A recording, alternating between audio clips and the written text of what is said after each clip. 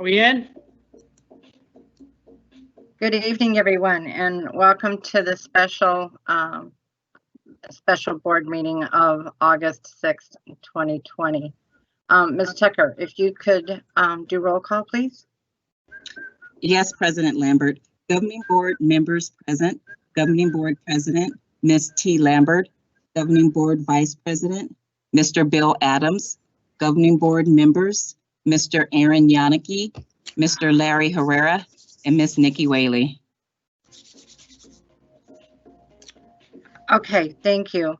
Dr. Stanton, would you lead us in the pledge, please?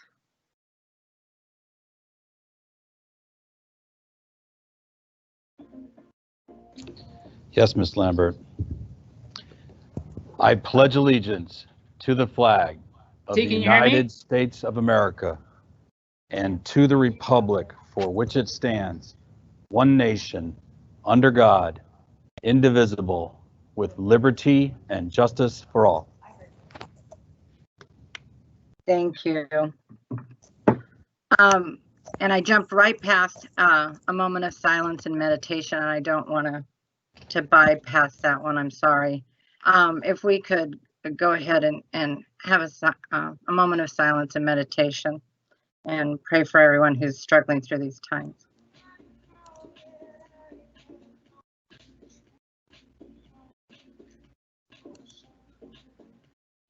Thank you. If we could go to item D, the adoption of the August 6th special meeting agenda. Could I have a motion, please? So moved, Madam Chair. Thank you, Mr. Adams. Is there a second? I will second Mrs. Lambert. Thank you, Mr. Yannicki. All in favor, please say aye.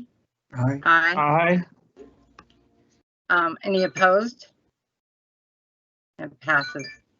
On to current events, board members. Is there anyone who has a current event that they would like to speak to?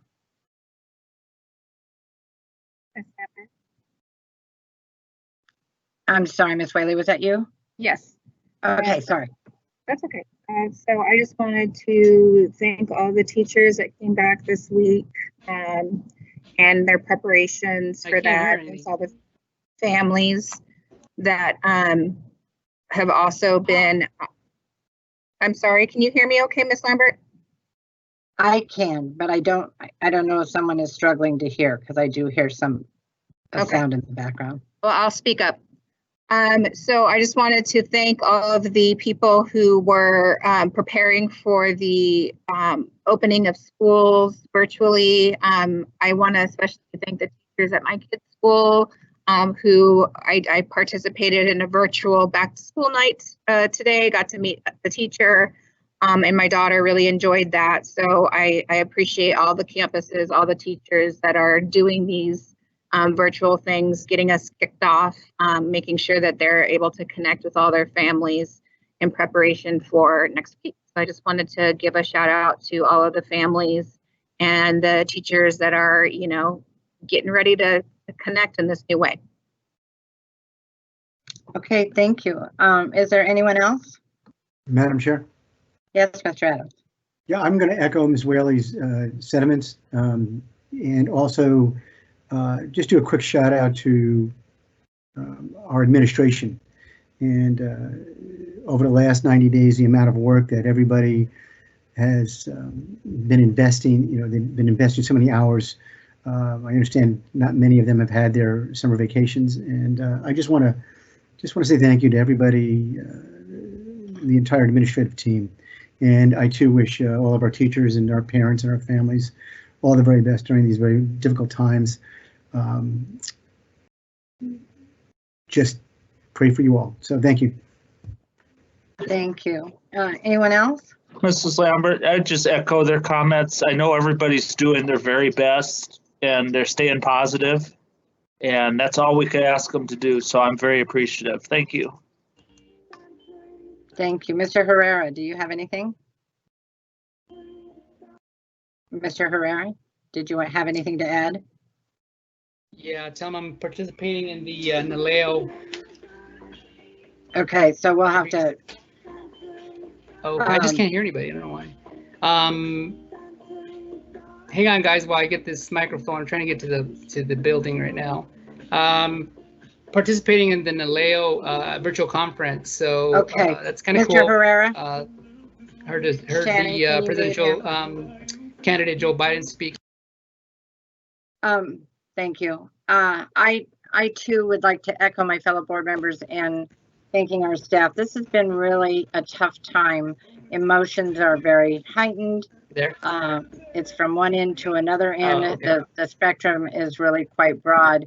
And everybody has worked positively and worked towards our kids and trying to maintain and make our campuses and our workplaces safe as we go down here. And we're just off on a great adventure. This is going to be a unique school year, and I appreciate everybody's very hard work that they have put into this. Thank you. Dr. Stanton, I'll turn it over to you. Yeah, I don't know why this thing won't turn on. I've been having issues with this laptop. So Mrs. Lambert, first of all, my team and the whole district appreciates the board's support. It has been a long 16 weeks, I think it is, we're going on now. So again, we really appreciate the board's compliments, and we know we're all one team together. A couple of things, we handed out Chromebooks last week. I want to thank the schools and all the people that were involved with that. We had district staff helping out at the schools. I think we gave out over, Dr. Bailey's numbers are right, about 14,000 Chromebooks might be the final total, which is great. That's fantastic. I also want to thank the benchmark team. The benchmarks came out today. So as Justin said last meeting, there's a real interesting difference between 2:59 and 3 o'clock. So we just received the state benchmarks that we will have to take some time to look over. And that'll be going to the planning team to take a look at. I would like to thank Lori and her team. It's a large team to help us with what you're seeing tonight with the distance learning plan. That took a lot of time and effort, and I want to thank her and the whole team that put that together. The mitigation plan, I would really like to thank Lynn and the whole reopening team. We actually used our reopening plan for mitigation. And then finally, I'd like to thank Lynn, Justin, and the many teams that have been a part of the on-site learning opportunity or on-site support services that we're planning for that we haven't even gotten to yet. So again, I want to thank just so many people that have helped work with us in these types of situations. Thank you, Mrs. Lambert. Thank you very much. Okay. So I figured this out. I'm just trying to mess with it. Larry, can you hear the meeting at all? Larry? Ms. Tucker, if you're able to contact him just so he can go ahead and sign off and maybe sign back on and see if that will I can help. hear you. Okay, good. Wasn't sure. All right. So, did you have any acknowledgements you wanted to speak to?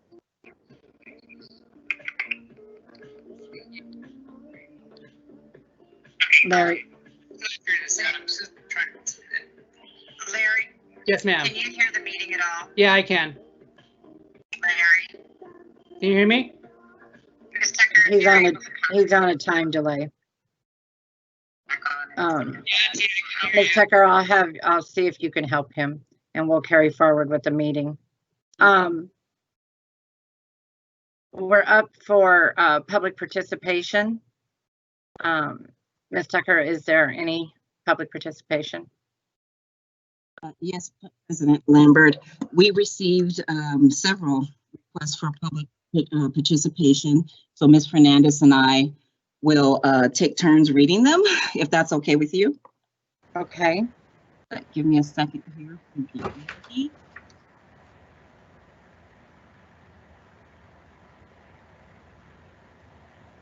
Would you like me to read the admonition?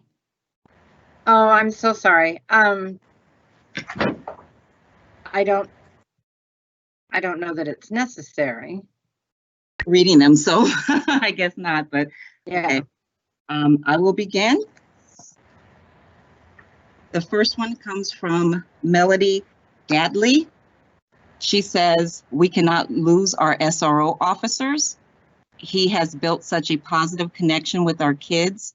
It gives our kids a chance to fear the police and build positive relationships with the police.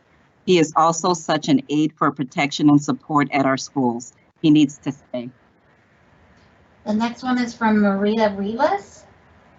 She says, our students need a positive role model on campus. Some students have only experienced police interactions in a traumatic setting, and I believe this is an excellent opportunity for law enforcement to meet the needs of their community in a manner that is proactive and builds relationships. It gives our kids a chance to fear the police and build positive relationships with the police. He is also such an aid for protection and support. Okay, looks like we have some feedback. I'm not sure if everyone else can mute their. Thank you. The next one is hello, from Cassandra Whitaker. Hello, I am writing to express my desire to keep the SROs at Shaw Butte Elementary. Over the summer, he has become a true teammate of ours, and a positive impact he can have on our student population is enormous. The past SROs have developed strong positive relationships with students who need that extra caring adult in their life. This position is crucial to the emotional well-being of our students. Can't hear you.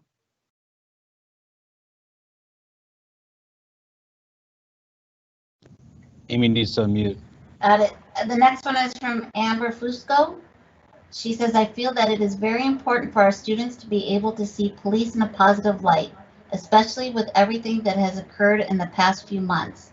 I personally have spent time with the SRO that is supposed to be placed on our campus, and I know that he truly has a heart for kids. His main goal is to build relationships with students and to be that positive role model for them. The next one is from Elizabeth Kelly.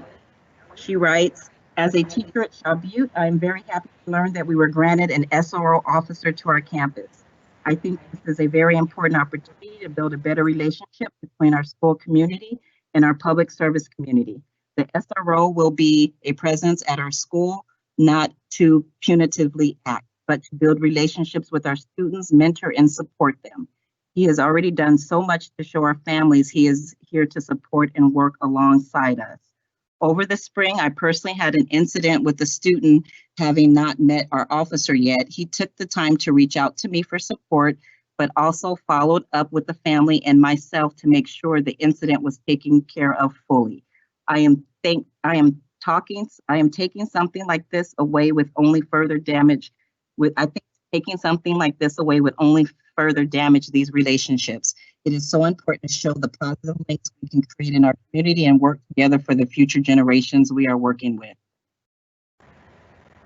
The next one is from Nadine Aloria. As business owners of 45 years in Sunny Slope, our family fully supports our SROs. In the past 2 years, I have personally worked with the SROs at Mountain View, Sunny Slope, and Royal Palm schools multiple times at each school. The SROs are an invaluable resource to the students, teachers, and parents. I've personally been working with the SROs for 2 years and working with the Wake Up Clubs as well. I've worked with the SROs and students on campus and off of campus. I've seen firsthand how the SROs work with and interact with the students. The Wake Up Clubs participate in neighborhood cleanups with the SROs and our area businesses alliance and the block watches. I've been to every one and worked with the kids and see how much they love to actively improve their community. When one student was asked how they liked the cleanup that day, they said, I loved it. It was the best part of my weekend. If that isn't impacting kids in a positive way, I'm not sure what is. I've seen these kids firsthand get up before dark, ride their bikes to the event to go pick up trash and with their SRO in their community. I've seen only a handful of parents come with to participate. This is something the kids are doing on their own.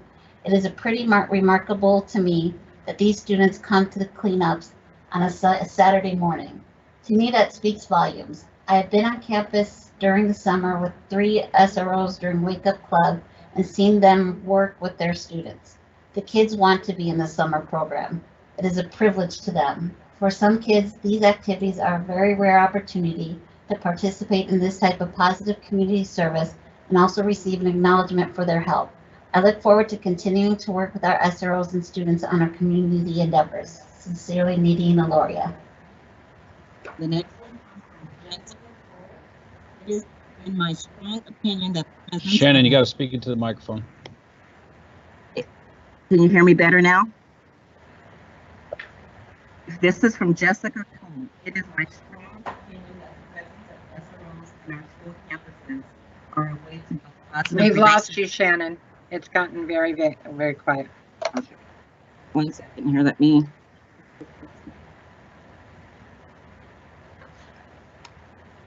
Is this better? Speak loudly, Shannon. Yeah, speak Okay. loudly. Jessica Cole, it is in my strong opinion that the presence of an SRO on our school campuses are a way to build positive relationships and partnerships with students.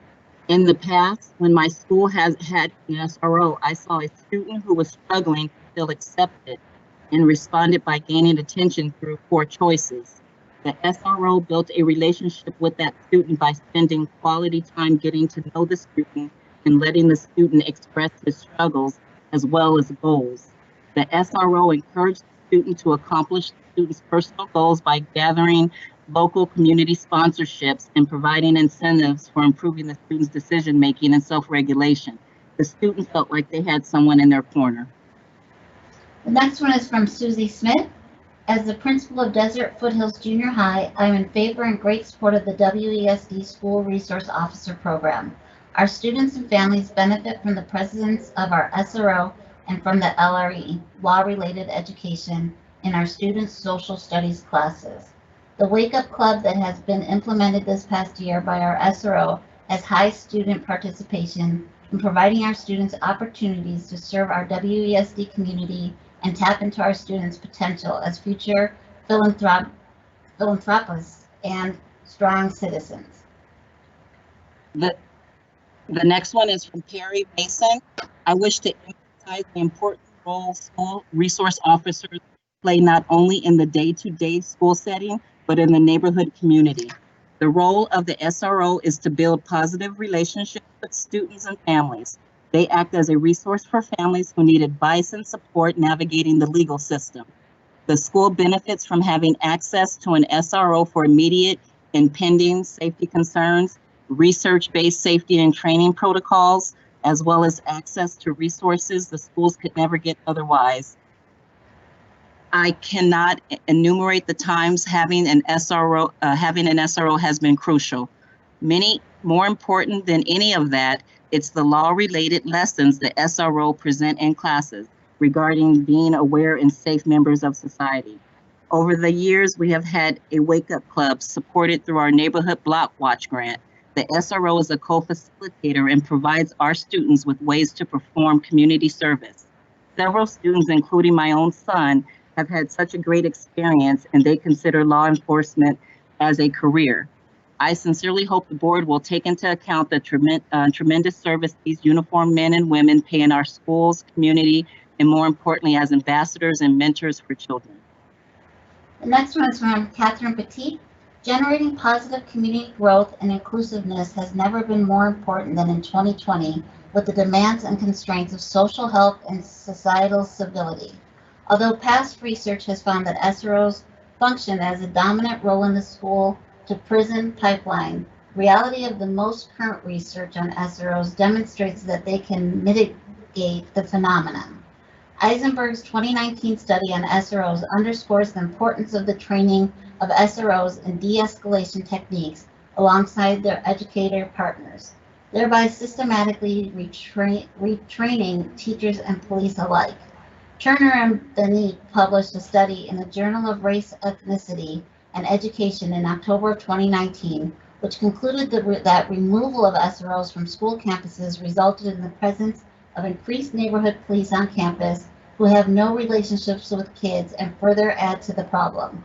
Turner and Beneath's 2019 study argued that under modern systems, SROs need to be vetted, trained in trauma and restorative practices, and carefully matched with the school, which is the exact process WSD has enacted under the grant. I would challenge WSD's action to be one of training for SROs and teachers alike in trauma-informed care, culturally responsive practice, and de-escalation. That the platform that we seek is equity and restoration instead of removal from school campuses. The next one is from Dr. Caroline Loco. As a resident of Shannon, start again, louder, right in the mic, please.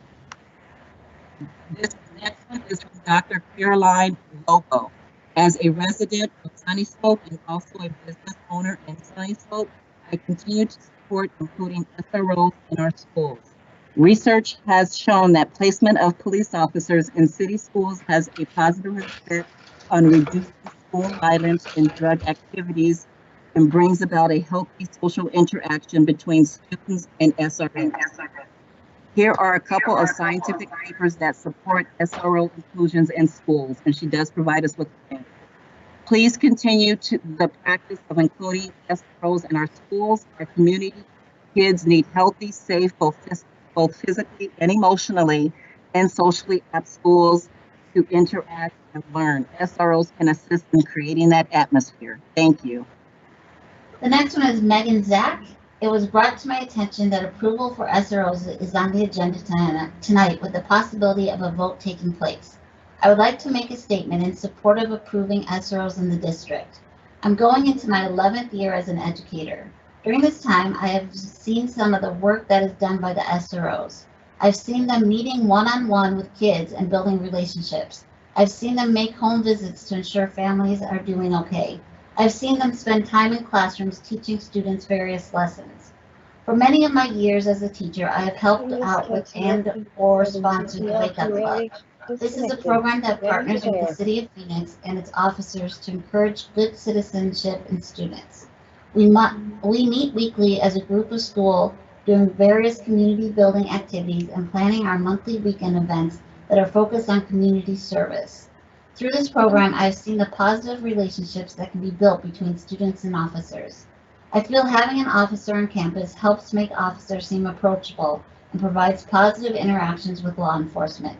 Our officer also serves as a resource for families and to the school about things affecting the community. I think it would be a shame to lose such a great resource.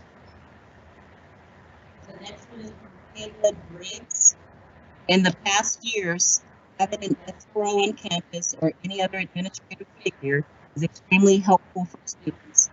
Not only are they building a positive relationship with someone other than their classroom teacher, they are forming a bond with another authority figure. It can decrease the amount of behaviors we often see throughout the years. Having an SRO makes students feel successful and wanted is extremely important for most of the students who come from broken homes. We want the very best for all of our students. The next one is from Haley Melendez. It has saddened me to hear that the school board is currently discussing termination of SROs on school campuses. As a teacher in the district, I feel that terminating them would not be a good decision for our district, especially considering the demographics that much of our district sits in. I have had the privilege of working with several SROs throughout my time here, and every experience has been nothing but positive. They have come into my classroom and spoken with my students about important safety topics that are very relevant to their daily lives. All of them have showed a deep sense of care for our students by being patient with them and taking the time to answer very hard questions while remaining age appropriate. Having SROs on campus not only help to keep the staff and students safe within the school, but give valuable tools for safety that can be applied off campus. In closing, terminating SROs would violate the number one priority that all of us should have, the safety of everyone within our schools. The next one is Susan Green. I was saddened to hear that one of the issues for discussion at tonight's board meeting is the termination of SRO officers in our school campuses. I do not feel this is a good choice on the district's part. There has been several SRO officers at my school that have come into my classroom and taught valuable lessons to my students. Nice and loud, Shannon. You gotta every time get in that microphone, okay? All right, yes, I'm trying here. I'm sorry, where was it? They have built positive relationships with the students and families on our campus. They also keep us safe in the event of an emergency. I do feel safer with them on our campus. In closing, with the climate of our nation surrounding police officers, if you decide to eliminate SROs, it would send a negative message. Does our district not support our peacemakers?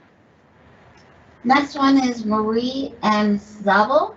I feel it would be a great asset to our school to continue to have the SRO on campus to provide safety for both the children and the staff. Due to the times we are living in right now, where people are getting shot for asking another person to wear a mask and things like that.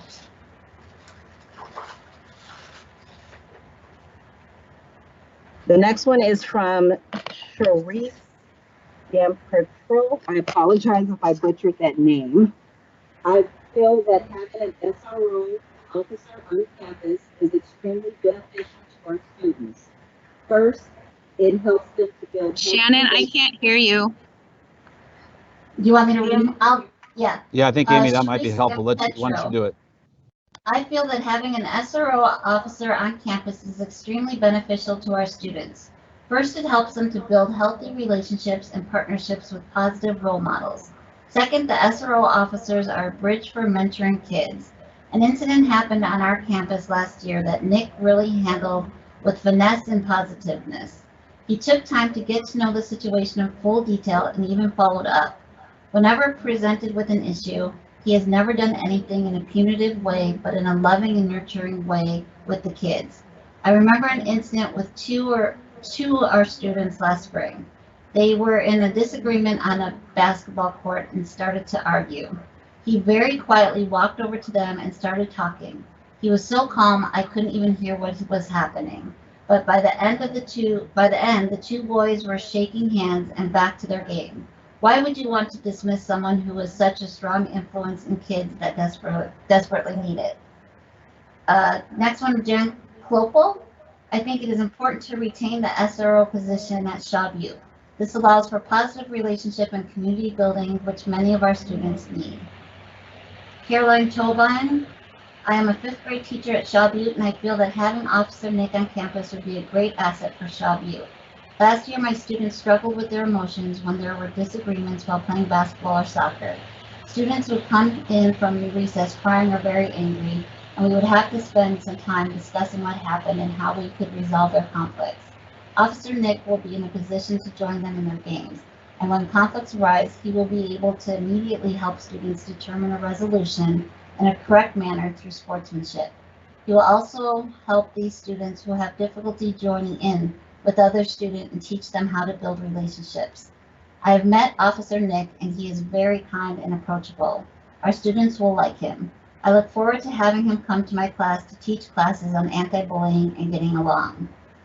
Next one is Carmen Manzanares. SROs have always been positive members on our campus. Having an SRO interact with students has improved their behavior and knowledge in various subjects. SROs have brought our community closer by encouraging parents and students to participate in safety classes. Community members, children, and adults see the police officers, SROs, as positive support when needed. As a community member and an employee at Washington Elementary School, I would like to ask to please keep the SRO program active on our campus. Thank you. Next one is Sean McCosh. The officers provide a much-needed service to our schools. They teach several law-related issues classes that benefit the students. Many of the students and families find this as a positive way to interact with law enforcement and reach out to them with many questions that result in having positive communications and valuable information exchange. Next one is Cordelia Pahona. I think it is our students and staff's best interest to renew our agreement to provide SROs. I work at Washington Elementary School, and I think our campus is much safer with a student resource officer since we have a very high rate of crime in our area. I also feel that students are able to have positive interactions with police officers that they maybe don't get to have in their home lives. It makes police officers a lot more human to our students, and I think that it would be best to continue our district's work with the City of Phoenix. The next one is Lauren Cox. When I was in school, I vividly remember having a great relationship with our SRO. I feel many kids on my campus felt very comfortable with him and had great relationships with him. He often played with myself and other students, would have conversations with us about various topics. He was able to reach out to those in need and provide many needs for many students. I feel having an SRO is important because students are able to have a police officer who is a positive influence in their everyday lives here at school. someone who can set a great example and potentially provide the feeling of safety to many. An SRO would be a great mentor and someone to look to when in need for various situations and provide a sense of comfort for students. I feel having an SRO on campus is a great asset to have and should be utilized at every opportunity. Next one is Natalie Ferrullo. I would like to address the board concerning the dismissal of the Shaw Butte School SRO Nick. I firmly believe as an educator that the presence of an SRO is very crucial to the community of schools in WESD. They are a trusted adult that students can go to when they need help. Students can confide in them as well as learn how to communicate effectively with each other and manage conflicts. They can also help educate students on important safety matters such as fire safety, who to call for help in emergency, and how to stay safe in the neighborhood. Growing up, I had an SRO at my elementary, middle, and high school. I had a strong connection with the SRO on my high school campus and went to him many times when I needed guidance. Please consider keeping the SRO as they are an important part of the Shaw Butte community. Thank you for your time. The next one is from Xenia. I firmly believe that having an SRO on campus is extremely beneficial to not only the safety of the students on campus, but to also their social and emotional learning. Students in the younger grades are beginning to understand the world around them, so having a uniformed citizen being an SRO on campus to show and have a positive relationship with them is crucial. It is important that our students get to have these positive experiences and see someone who is there to serve and protect them. Next one is Jay Richardson. Dr. Stanton, Madam President, and members of the Governing Board. Recently, I saw that the intergovernmental agreement for our school resource officers was pulled from a consent item to discussion item. As a principal of Palo Verde Middle School, I want to express how much we value our school resource officer on our staff and in the community we serve. Law-related education is essential here at PV. Many of our students and their families have a limited understanding of the law and how it is applied. Our school resource officer strives to build relationships with our students and their families and often takes part of group sessions with our school social worker and interacts with our students during school lunch.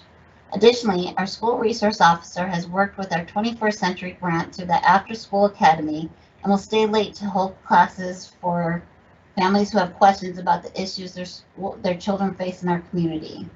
Here at PV, we have very clearly defined roles and responsibilities for our school resource officer.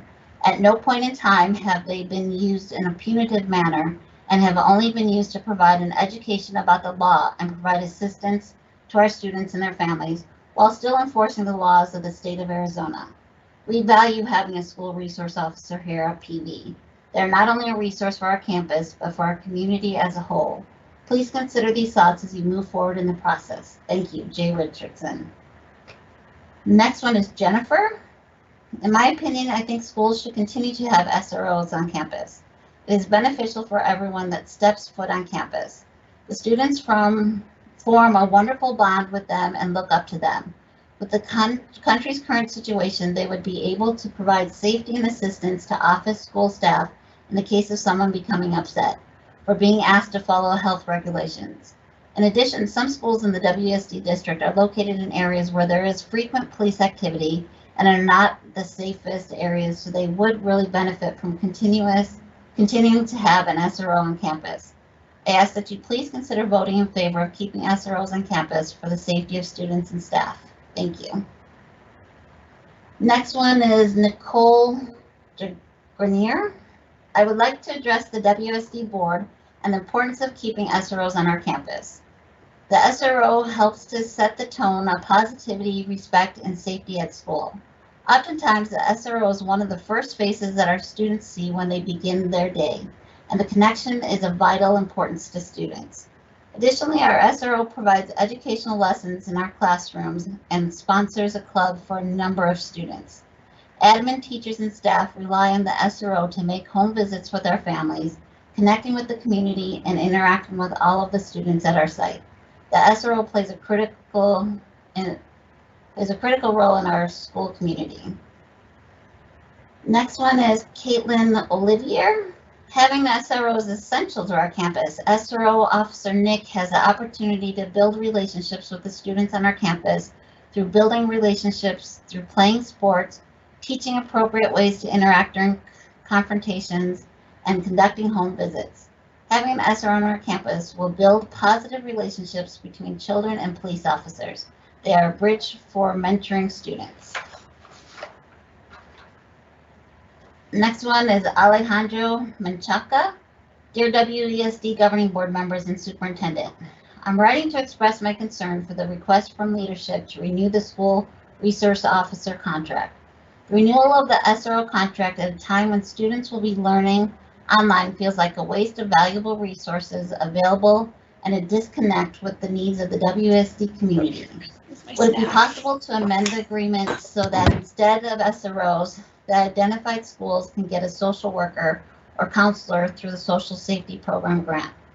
The social and emotional support students and families can receive from social workers or counselors are, I believe, immensely more valuable in the uncertain and stressful times we are currently living through than the duties shown for school resource officers. Do the documents the social and emotional support students and families can receive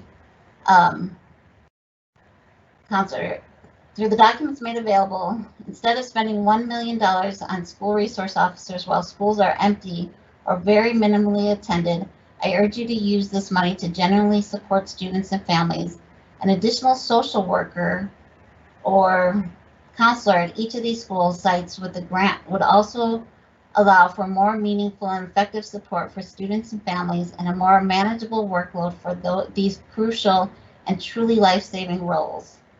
In the letter of the community dated June 11, 2020, to denounce racism and hateful actions, you all stated that WSD schools need to have difficult discussions to address how prejudice and bias affects our students' education and to identify and eliminate inequities in our schools. The actions WSD leadership will take to support this idea are still unclear to me, and I believe that the role of SROs is a part of those difficult discussions to be had and not merely not normalized. To review the SRO contract at a time when we continue to see police abuse towards communities of color and have seen racial disparities within the educational and criminal justice system at the local and national level is to disregard the plight of the WSD community. Communities of color, the majority of the families within WSD, are most impacted by both deadly viruses currently ravaging our community, institutional racism and COVID-19, and this decision on SROs merits a critical review. As an example of the questionable effectiveness of SROs in WSD schools, in the Year 3 synopsis report, Quarter 1, African American students at Palo Verde Middle School are identified as defiant, disrespectful, and are the highest area of teacher referrals by Officer Courtney Spice. First, I'm deeply concerned about the racist stereotype being offered of Black students. Second, I wonder about the root causes that created such a trend and the contributing factors, particularly those that the school can control. Third, the community commentary on the steps taken to build community connections by Officer Spice gives no indication as to how her actions were supportive of African American students and families, or how her work deterred this trend of teacher referrals. Here again, I ask the WSD leadership to revise I wonder how much more impactful an additional social worker or counselor can be in addressing root causes that are of concern. I ask the WSD leadership to revise the school safety program agreement, if possible, and not support the further stereotyping, criminalization, and destruction of communities of color. If amending the contract is not a possibility, then I encourage the WSD board to not renew the contract at this time. Respectfully, Alejandro Menchaca. Next one is Robert Shockley. I work with the SRO officer here at Mountain Sky for many years. He has come into my class and given lessons for my students. These lessons are informative and deal with now-a-day problems. He is very effective and is needed on this campus. Next one is Candace Freemel. Greetings, President Lambert, board members, Superintendent Stanton, and administrative staff. First, let me express my sincere appreciation and admiration for all of the efforts in creating and implementing the Return to Learn journey. Spring break seems like a decade ago. Thank you to everyone for all of the support for WSD family. The hours and energy have been monumental. As the chairperson for the Black Mountain Community Alliance, and joining with me is John Herfman, chairperson for the Cactus Park Community Alliance. We are representing hundreds of neighborhood communities. We'd like to express our support for the renewal of the IGA to provide SROs. I've also served 6 years on the City of Phoenix Police Department Neighborhood Block Watch Grant Program. These are annual grants that provide for neighborhoods who, through community involvement, are engaging youth in many ways. My neighborhood has supported Moon Mountain Elementary for 20+ years with open gym, scholarships for before and after kids space, or PAC assistance and funding for the school gardens.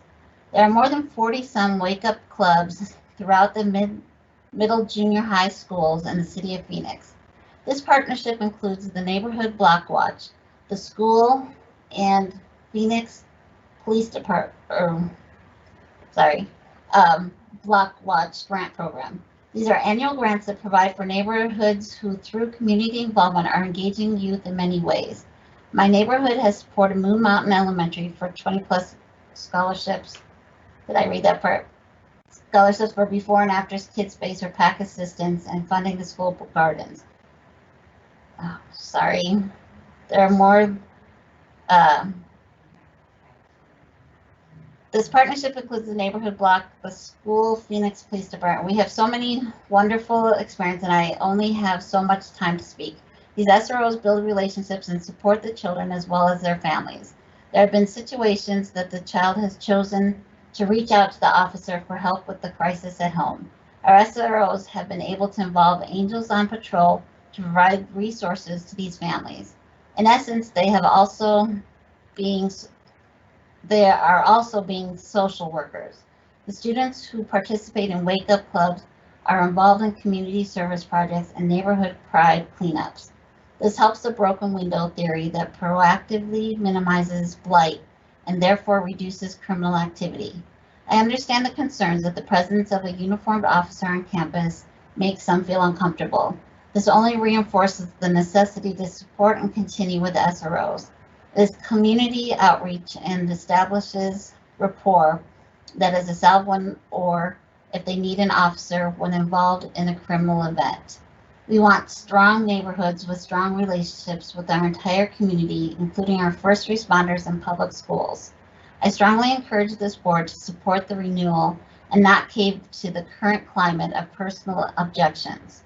This board is charged with the best interest of all students and families, not a select few. I'm hopeful that you will continue this invaluable program, especially now during all the unrest and mistrust. Next one is Charlie Marie. Good evening. I'm an employee of WSD and I attended school in the district as a child. I'm writing this letter in favor of the board approving the renewal of intergovernmental agreement between the Washington Elementary School District and the City of Phoenix to provide school resource officers, SRO. Please take into consideration the grant process and the officers already assigned to the schools. On February 13, 2020, Washington Elementary School District Governing Board accepted a 3-year school safety grant from the Arizona Department of Education to cover the cost of 8 of our schools with school resource officers, SROs. This agreement is a great opportunity for the Phoenix Police to build rapport with the community they serve. I had an SRO at Mountain Sky, and it brought a lot of respect for him and his job. Giving children the opportunities to see police officers on school campus creates a personal perspective than what they might learn or hear from others. Please do not let what is occurring in the U.S. persuade you to vote against this agreement. Thank you. Next one is Kira Harris, WSD Governing Board. I'm a longtime employee of WSD, and I appreciate your decision from the July 9th Governing Board meeting to delay in-person instruction until after Labor Day. I believe that decision was in the best interest of everyone who would be in physical proximity of students and employees. To date, Governor Ducey has not signed an additional executive orders to delay in-person instruction past August 17th. That decision lies with you. I feel very strongly that the governing board needs to consider something that is required of every educator and service provider in the state, the use of evidence-based practices. We use evidence to shape our teaching and provide necessary services to students and their families. I urge you to also act based on the scientific evidence that is coming from the nation's experts related to the coronavirus. In line with CDC recommendations, everyone is mandated to use face masks and social distancing measures if we are going to be around others. Adults are having difficulty following these guidelines. Expecting children to also comply with them is concerning. My 20 years of experience has taught me that children will act like children. Asking them to think and behave like responsible adults is unrealistic. Positive COVID-19 cases in our state continue to rise. From an epidemiological standpoint, it is significantly unlikely that our district will be able to open site-based learning while effectively complying with CDC recommended provisions, i.e. utilizing the space we have for appropriate social distancing, students using masks appropriately. With this in mind, the governing board must honestly assess whether the positive case numbers in our state will significantly improve in 1 month's time. Based on the available evidence, I do not believe these numbers are going to positively change in 30 days. We're in the midst of a national health crisis. We need to plan to keep our students and employees safe. Returning to in-person instruction in 30 days will not accomplish that.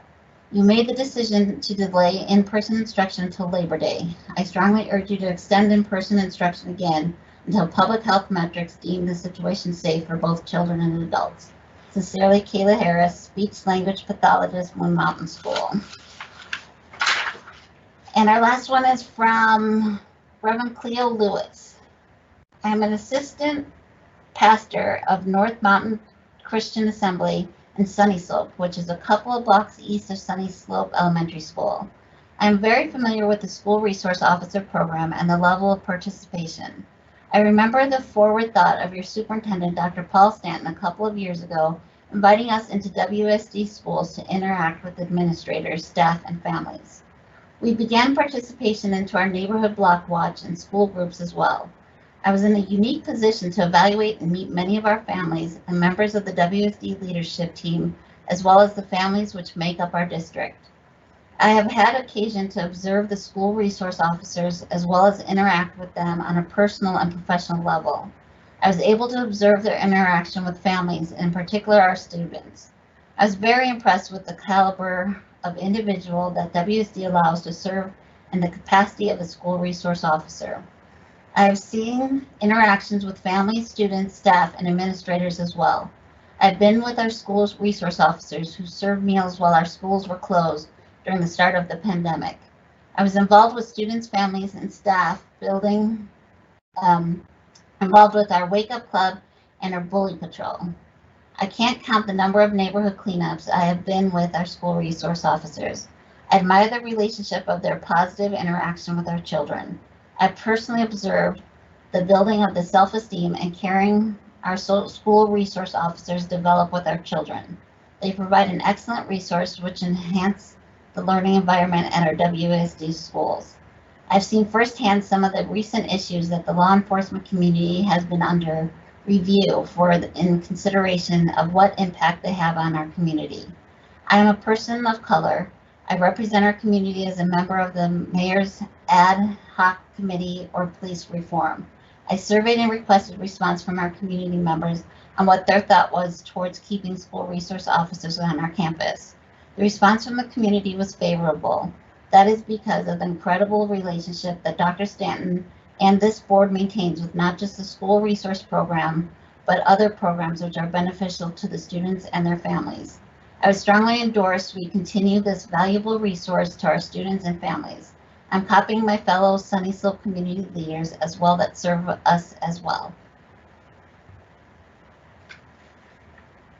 That was the last one. Okay, thank you. I'm sorry, I forgot I was on mute. If that is the last one, then we will move on to the approval of the consent agenda. If I could have a motion to accept the consent agenda. Madam Chair, you want to see if anybody wants to pull anything? Oh, I'm so sorry. There's only one item, so I didn't think to ask that. Is board members, are there anything you'd like to pull? Madam Chair, that was just a test. Thanks. I failed. Okay, so hearing none, if I could have a motion to accept the consent agenda. Madam Chair, so moved. Thank you, Mr. Adams. Is there a second? I'll go ahead and second, Mrs. Lambert. Thank you, Mr. Yannicki. All in favor, please say aye. Aye. Aye. Do I have Nikki? Nikki, you said aye. Aye. Larry?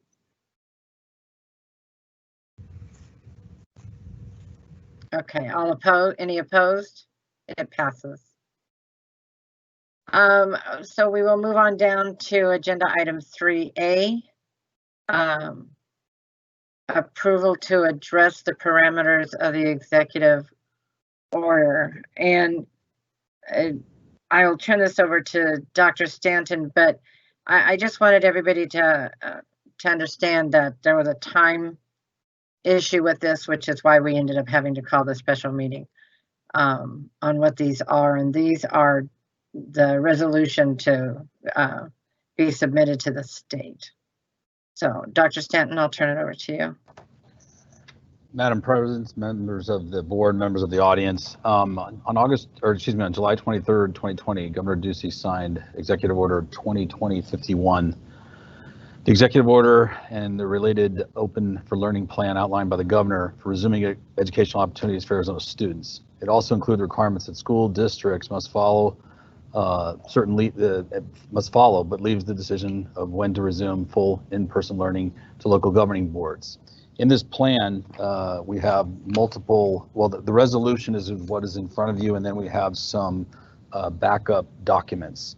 And so in the plan, the resolution itself is presented to the board through legal counsel's support. And then behind it, we have our district learning plan, a requirement by Executive Order 2020-51. You see our WSD mitigation plan, which comes directly from the WSD return to learn or reopening plan, also required by Executive Order 2020-51. And finally, our WSD on-site support services, which is finally also required by Executive Order 2020-51. Along with it, Mr. Wing has added some regulations. As we know, policy goes before the board, but it also says that we should show you the regulations. These are from Arizona School Boards Association. Mr. Wing did add some personalized items for who to call in the Washington Elementary School District. So those are that is the resolution per council to present to the board, and then the backup documents that support it. All right, board members, any questions, comments?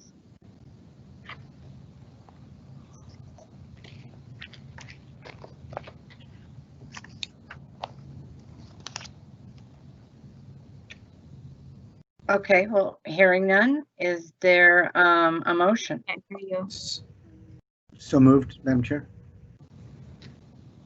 Would you mind reading it? Do you have it in front of you to read? I do. Okay. I do. So T, can you hear me?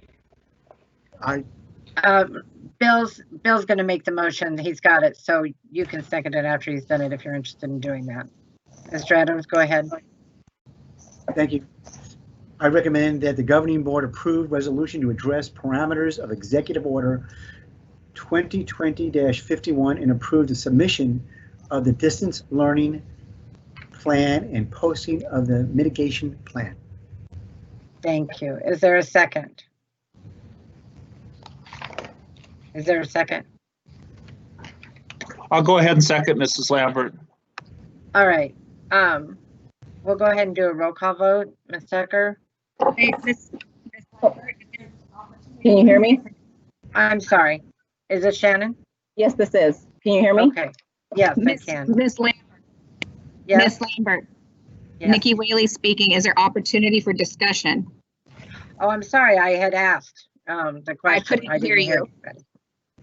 Okay, I'm sorry, I didn't hear that you wanted to speak, so go ahead. you. Well, There's just several things within the plan. I was looking through the plan and there's some questions is it fair? that I have that I could not hear. Yeah. I'm hearing a lot of feedback. Yeah. Ms. Lambert, Nikki Whaley speaking. Is there opportunity for discussion? Okay, I'm gonna try that again.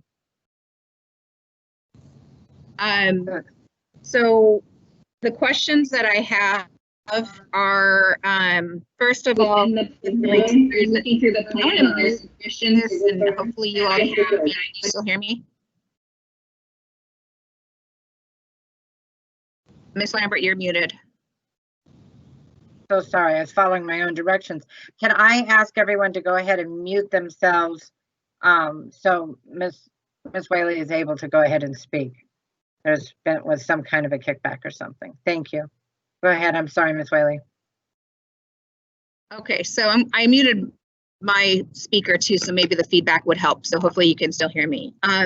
So some of the questions that I have with regard to the plan was, first of all, I didn't see, and I don't know if this is on this particular plan, but we talk about giving, making sure that kids have access to all of these online tools, Google Plus, all the plan talks about Moby Max, different things that are online.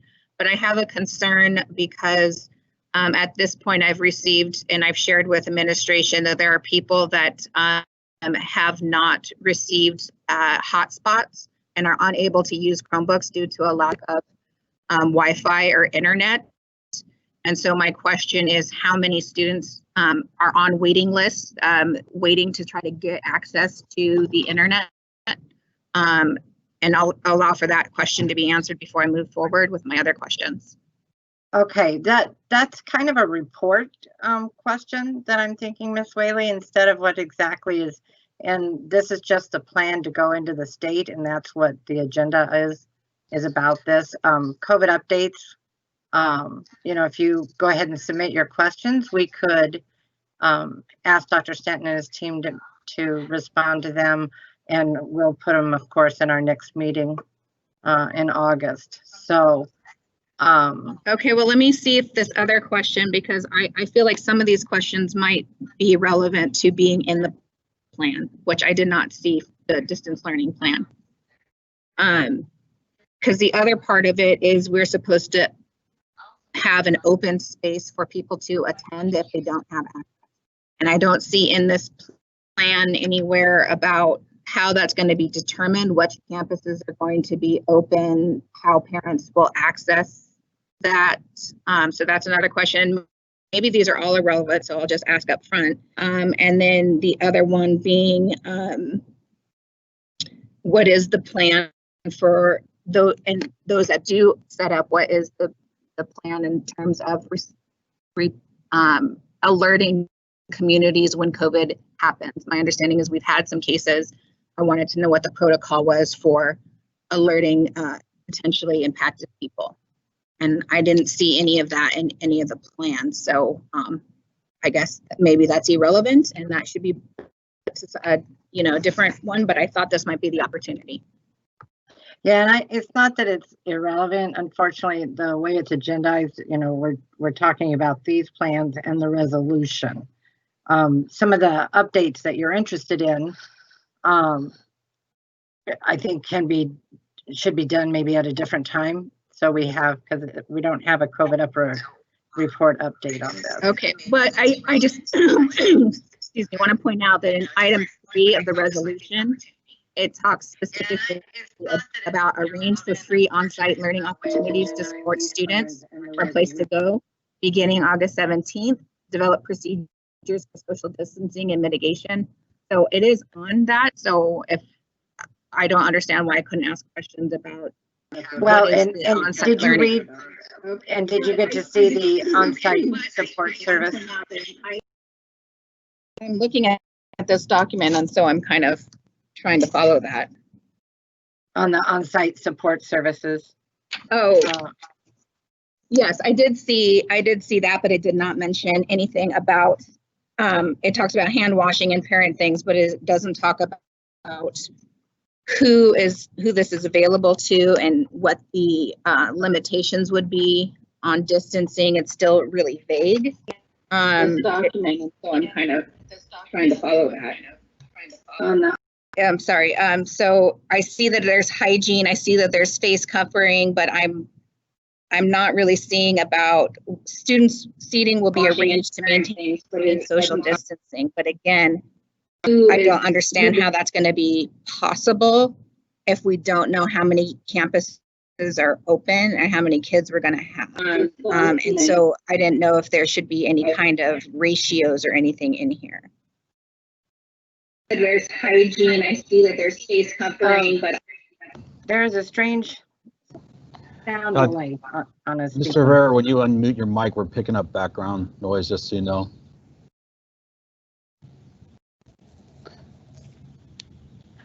And Dr. Stanton, I guess the documents that are be putting forward, those specificities that Ms. Whaley is looking for, is that part of this plan that needs to be put into this plan, or that those are still logistics that you all are working on? So I'll also allow, if you wouldn't mind, Mrs. Lambert, Madam President, members of the board, members of the audience, Justin Wing and Lynn. Tomorrow we have a group that will be working on some of this because of the, we knew the release was coming tomorrow, though we got them today on the metrics. Some of that was going to be a part of this, but Justin and Lynn, if you want to just jump in, just so you know, we are working on the sites and the locations. If all board members will see, actually it does say to maintain a 6-foot distance. So we are working on, knowing that we're trying to follow the CDC guidelines, how can we do that successfully? We are responding to those that submitted their information via our survey and shared with us if they needed devices or hotspots, and we are responding to them now. Mr. Wing or Dr. Bailey, would you like to also just add to that in regards to Mrs. Whaley's question? I can start if you don't mind, Dr. Bailey. No problem. Good evening, Governing Board, Dr. Stanton. Just some follow-ups. We do have a committee focusing on the development of the logistics regarding the on-site support services that we have to provide according to Executive Order 2020-51. It is an executive order that was shared with school districts or shared with us in the public just 2 weeks ago as of today. We also just received on August 3rd, earlier this week, updated FAQs from the Department of Ed. So we're applying those materials as well as today's metrics when determining it. We do have a large committee meeting tomorrow afternoon. I anticipate we'll get more of the details and the logistics, and we are welcome to we'll welcome to share that with the governing board even prior to the next meeting if necessary.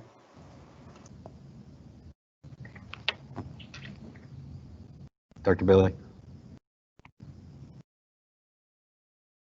Thank you, Justin, and members of the board, and certainly Board President Ms. Lambert. Exactly what Justin stated. We put a survey out, as Dr. Stanton stated. We're looking at that survey. We have committee members that are actually looking at locations that would serve the students that stated that they needed the on-site service. We'll look at that. We'll look at specific populations, especially populations that include special needs, EL students, any students that they do not have the resources at home, or there is no one at home. So we'll look at those types of students and to make sure that we have the locations that would serve them, as well as staff that would be able to actually supervise those students. So we will get back with you as soon as we have all of those particulars and those specifics on those locations, and we will actually send out a registration type of form to those families that stated that they needed this service, and we'll get them registered as soon as possible. We are looking at that August 17th date that we will open those on-site support schools.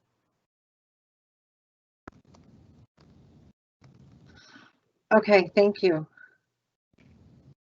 Is there anything else, Ms. Whaley?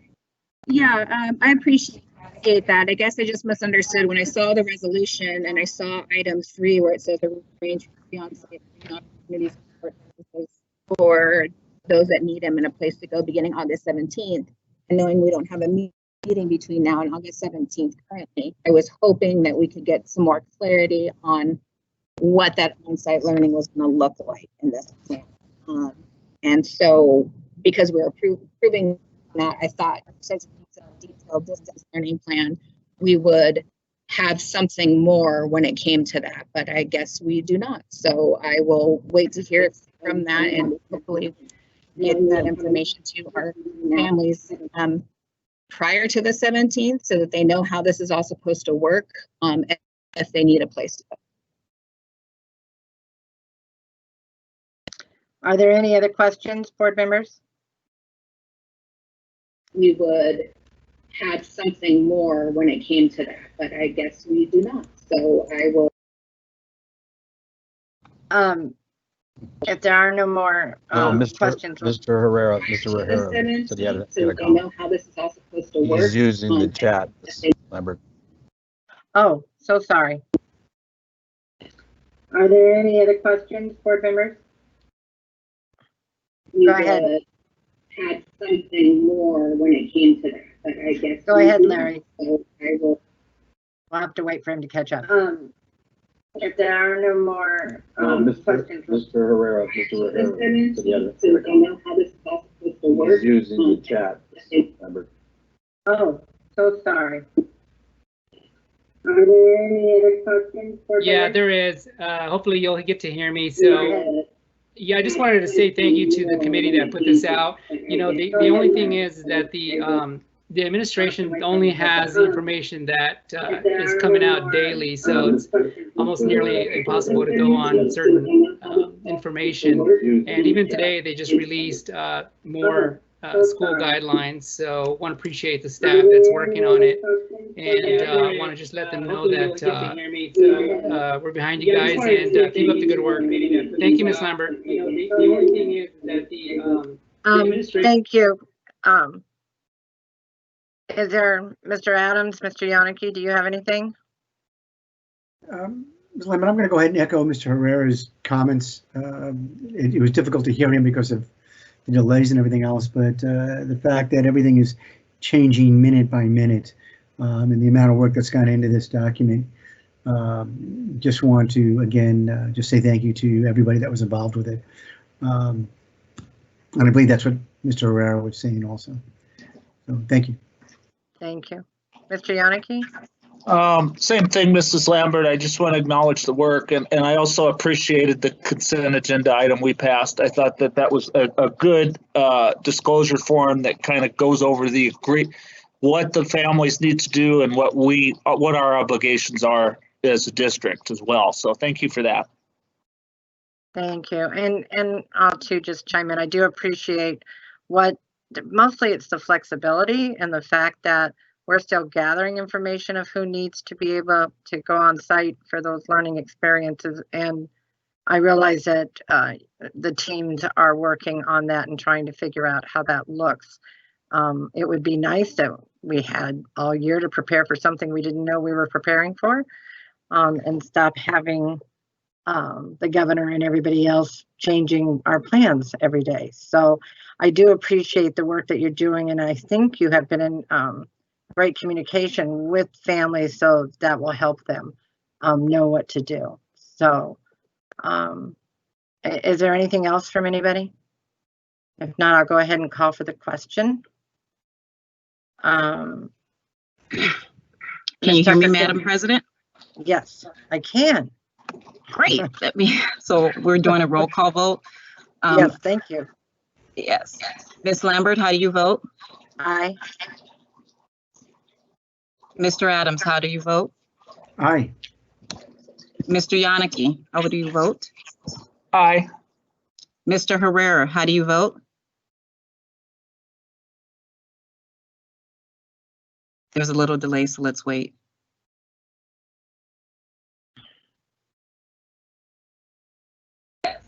Ms. Lambert, how do you vote? Aye. Mr. Adams, how do you vote? Aye. Mr. Yannicki, how do you vote? Aye. Mr. Herrera, how do you vote? Aye. Thank you. Ms. Whaley, how do you vote? Aye. There's a little delay, so let's. Thank you, Ms. Whaley. The motion passes 5-0.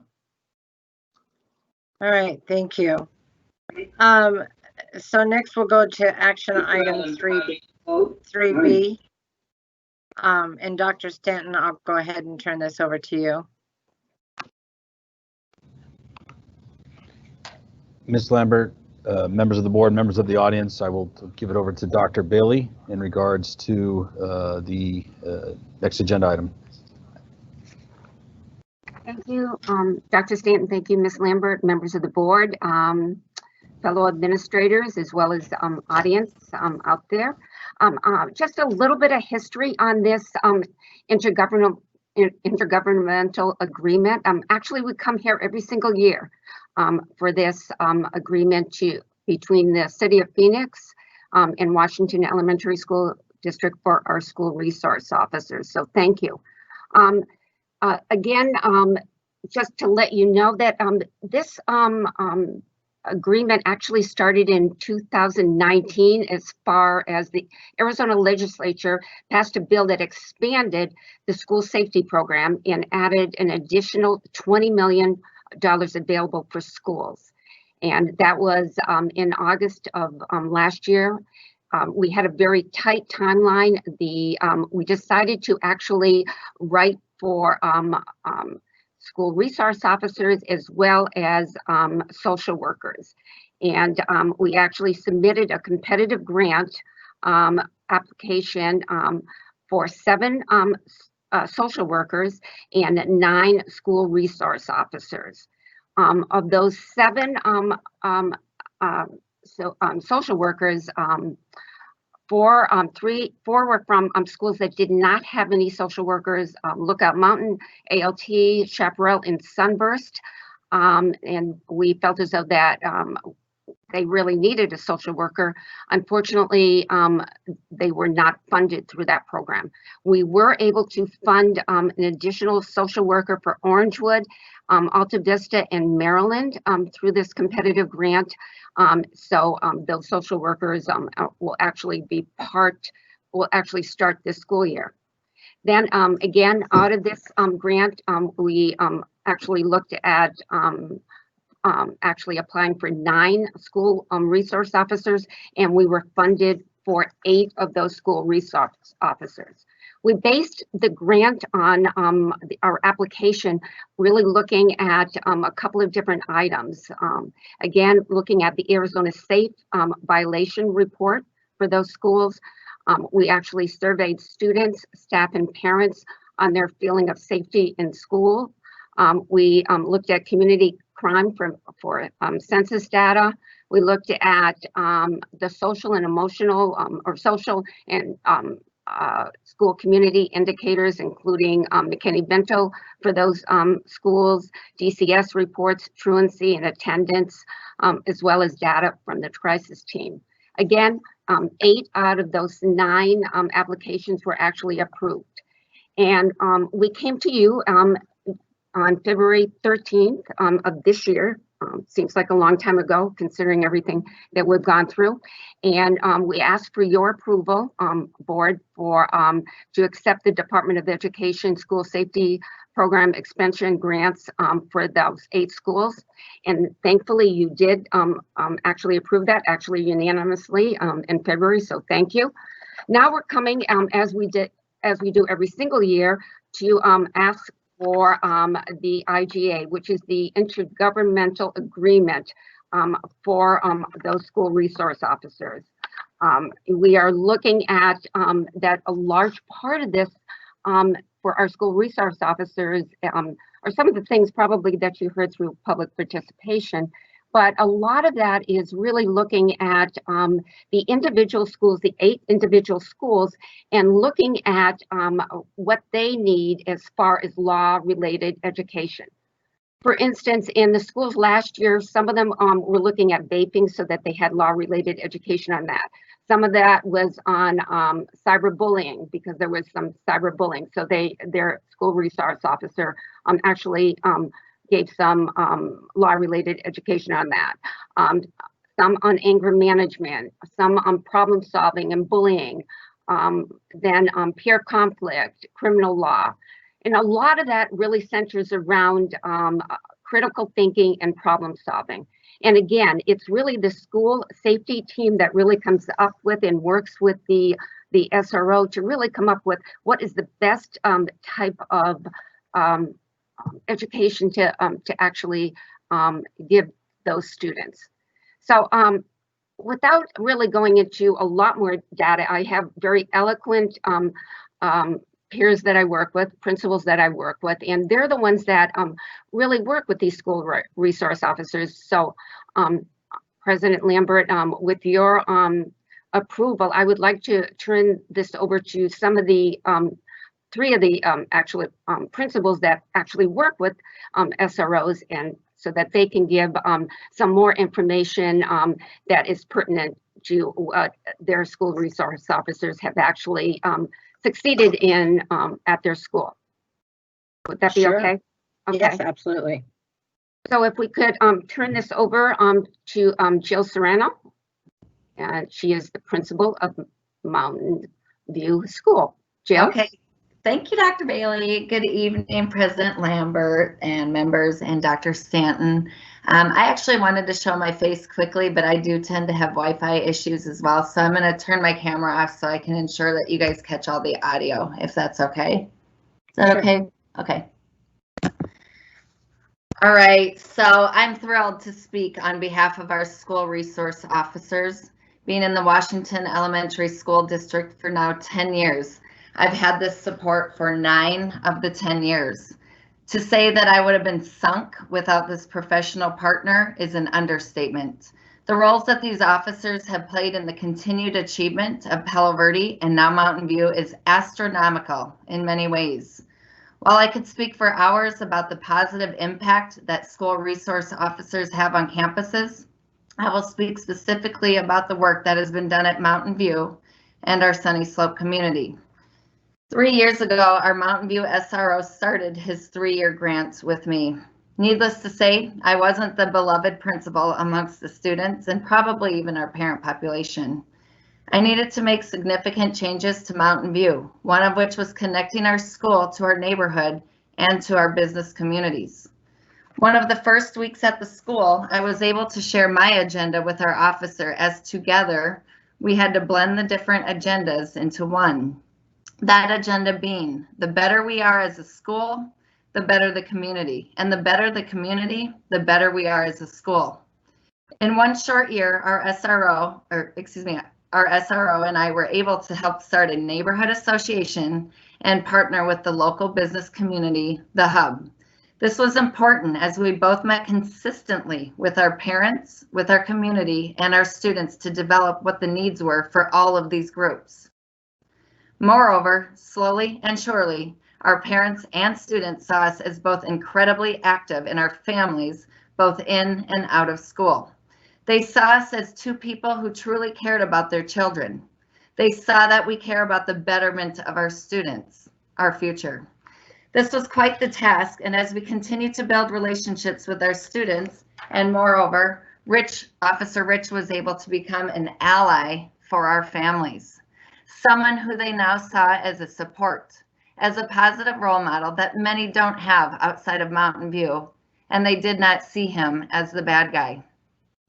While meeting the demands of the grant and being in classrooms to meet the hours and going above and beyond that for his law-related education, teaching students lifelong lessons, it became clear to me that Officer Rich was not just an officer on our campus, but someone who was part of our staff and someone that our kids relied on for support.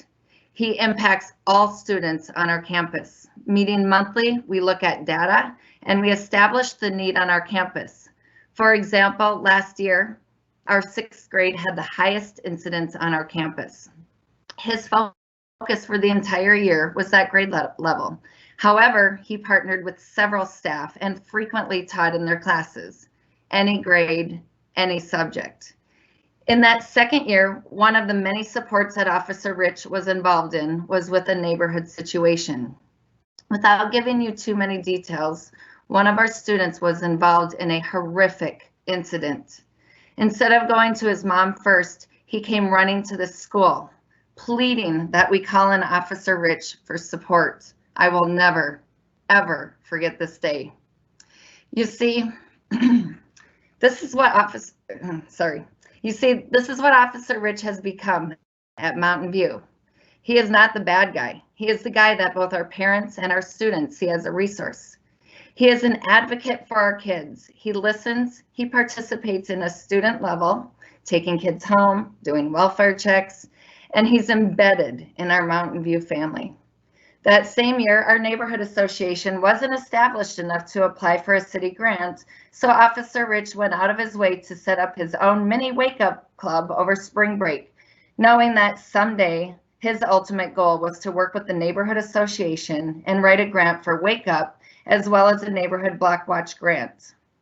Into our 3rd year, we continued to meet regularly with our different outside groups and students, doing behind-the-scenes work to ultimately positively impact our students while continuing to be a positive figure in our Sunny Soap community and Mountain View School. It should be noted that with this partnership that we have with the Phoenix Police Department, Mountain View had an academic gain of 7 points in the first 2 years of this grant. I'm happy to also report that in just the past month, we have signed off on a Wake Up grant as well as a neighborhood block watch grant. Again, without the work that we did year 1 to establish our community groups, we never would have had the opportunity for a Wake Up grant or a neighborhood block watch grant. Officer Rich and the Phoenix Police Department were relentless in their efforts to get both of these off and running, as it was evident that this is what was best for our kids. Officer Rich will work with a select group of students this year to empower, to teach, and to build the confidence to one day make a difference in our world today. In addition, with our block watch, we will be able to host students on our campus on Friday evenings and Saturdays, where Officer Rich will support to keep our students busy and off the streets. Most recently, during the shutdown, Officer Rich, along with his colleagues, helped us immensely with the organization and safety of our 1,500 students and families that came to campus, and boy, did they show up. Additionally, students came to school to see him, to take a picture with him by, I'm sure you've all seen our new Mountain View letters. They're like 10 feet tall, they're huge. And the bottom line is, he's a resource to our staff, to our students, and to our families. Having an officer on our campus is not anymore what I would consider an extra. In fact, in my mind, it is necessary to have on our campus as a continued support to our students and families in times that are so uncertain for all. He's a positive role model and someone that is seen as another asset to the continued success of our students, to our families, and to our staff.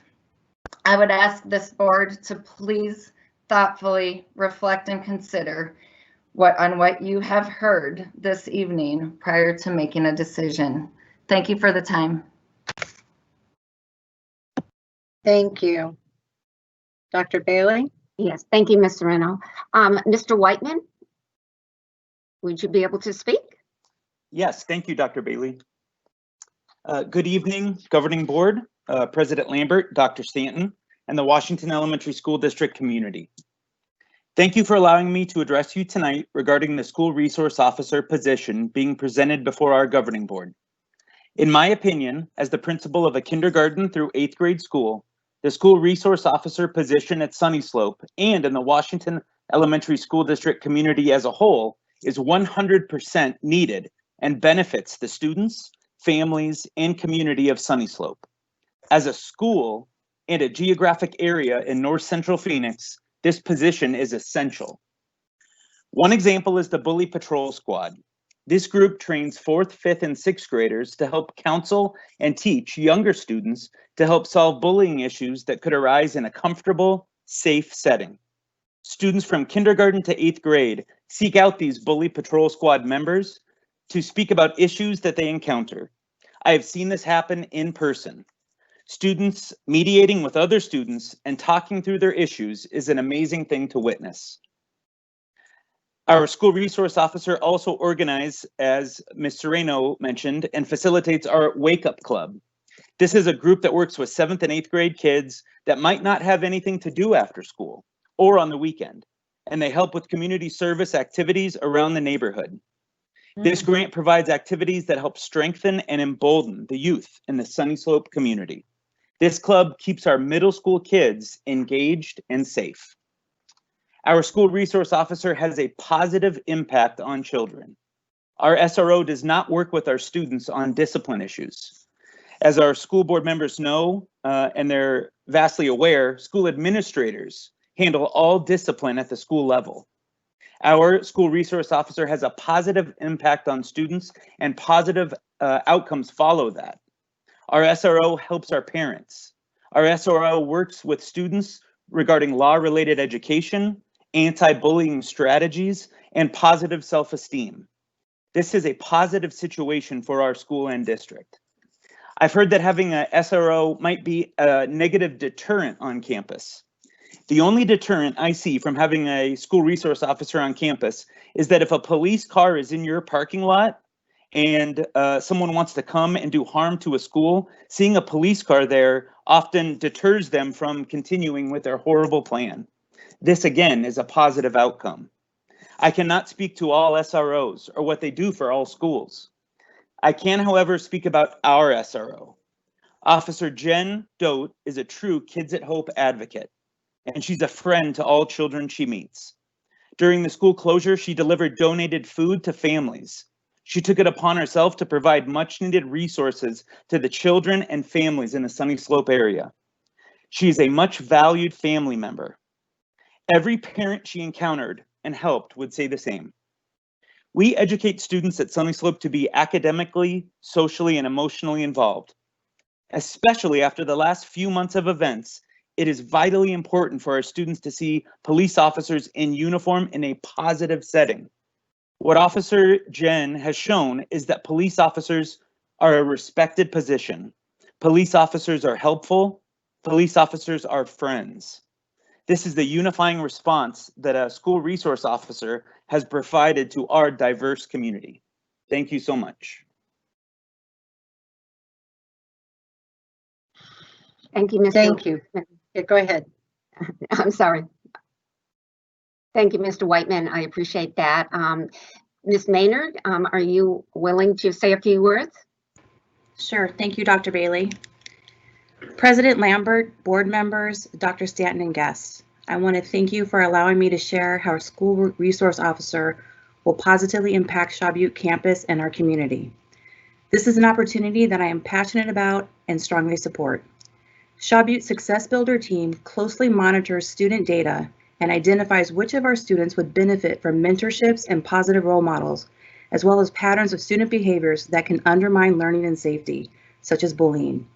We applied for the SRO grant because it provided an opportunity to take this team and its efforts to the next level, which ultimately leads to the success of our students. This new partnership with the Phoenix Police Department will allow us to expand our vision of developing strong character, creating a safe school environment, and supporting our community. Once we learned we'd been awarded the grant, it was imperative that we solidify the role of our school resource officer, allowing us to provide communication in regards to our shared visions, values, and goals with our officer. We require a supportive student mentor, a positive role model for the student body, and a community advocate. We believe that in Officer Nick, we found someone who embodies the values and goals of our school. He wants to educate, empower, and build positive relationships with students, staff, and parents. It was exciting to hear that our views and philosophies are aligned and that he himself would only be assigned in a school that his role would be that of an educator and support. Data shows that the earlier we intervene with students, the more success they will have in the future. If students feel safe and feel valued, educational outcomes increase. As we've begun to formulate our initial steps, one of the key components will be for Officer Nick to interact with our students during non-academic time, such as playing sports with the kids, eating lunch, and providing data-driven prevention classes, such as bullying awareness and prevention. In our current situation, providing social emotional support is critical, and Officer Nick will play an important role as he provides mentorships to students. He will also serve as a valuable resource as he helps to provide additional support to families while working closely with our social worker and teachers to provide wellness checks.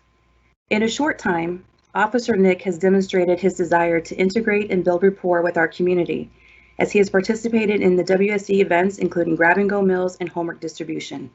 The response from the community was overwhelmingly positive.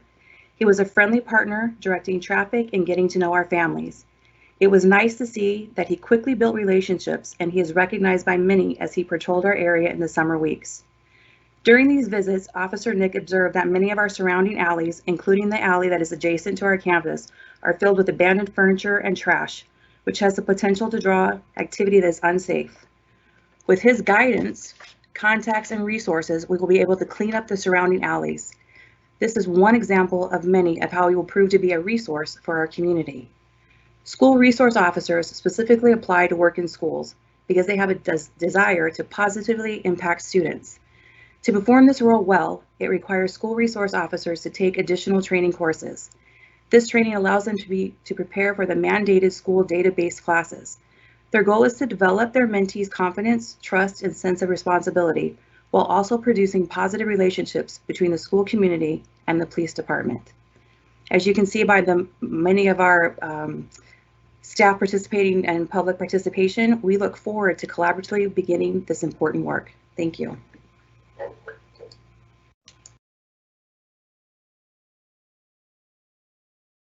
Thank you, Ms. Lambert, for allowing those, and board members for allowing those three extremely eloquent principals that I work with daily. I am so fortunate, but I felt as though that they would be able to give you firsthand a little bit of the knowledge and the support that our school resource officers actually guide us with every single day.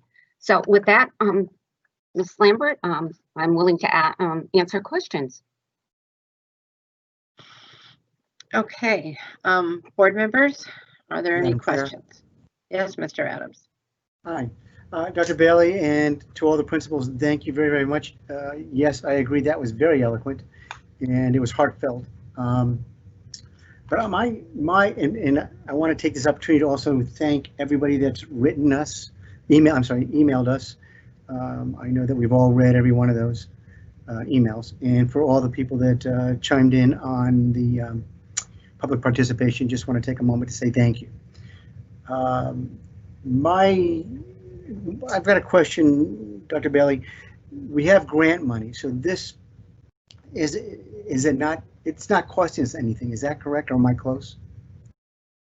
Yes, sir. It does not cost us anything. The grant with the City of Phoenix funds the complete salaries for the school resource officers.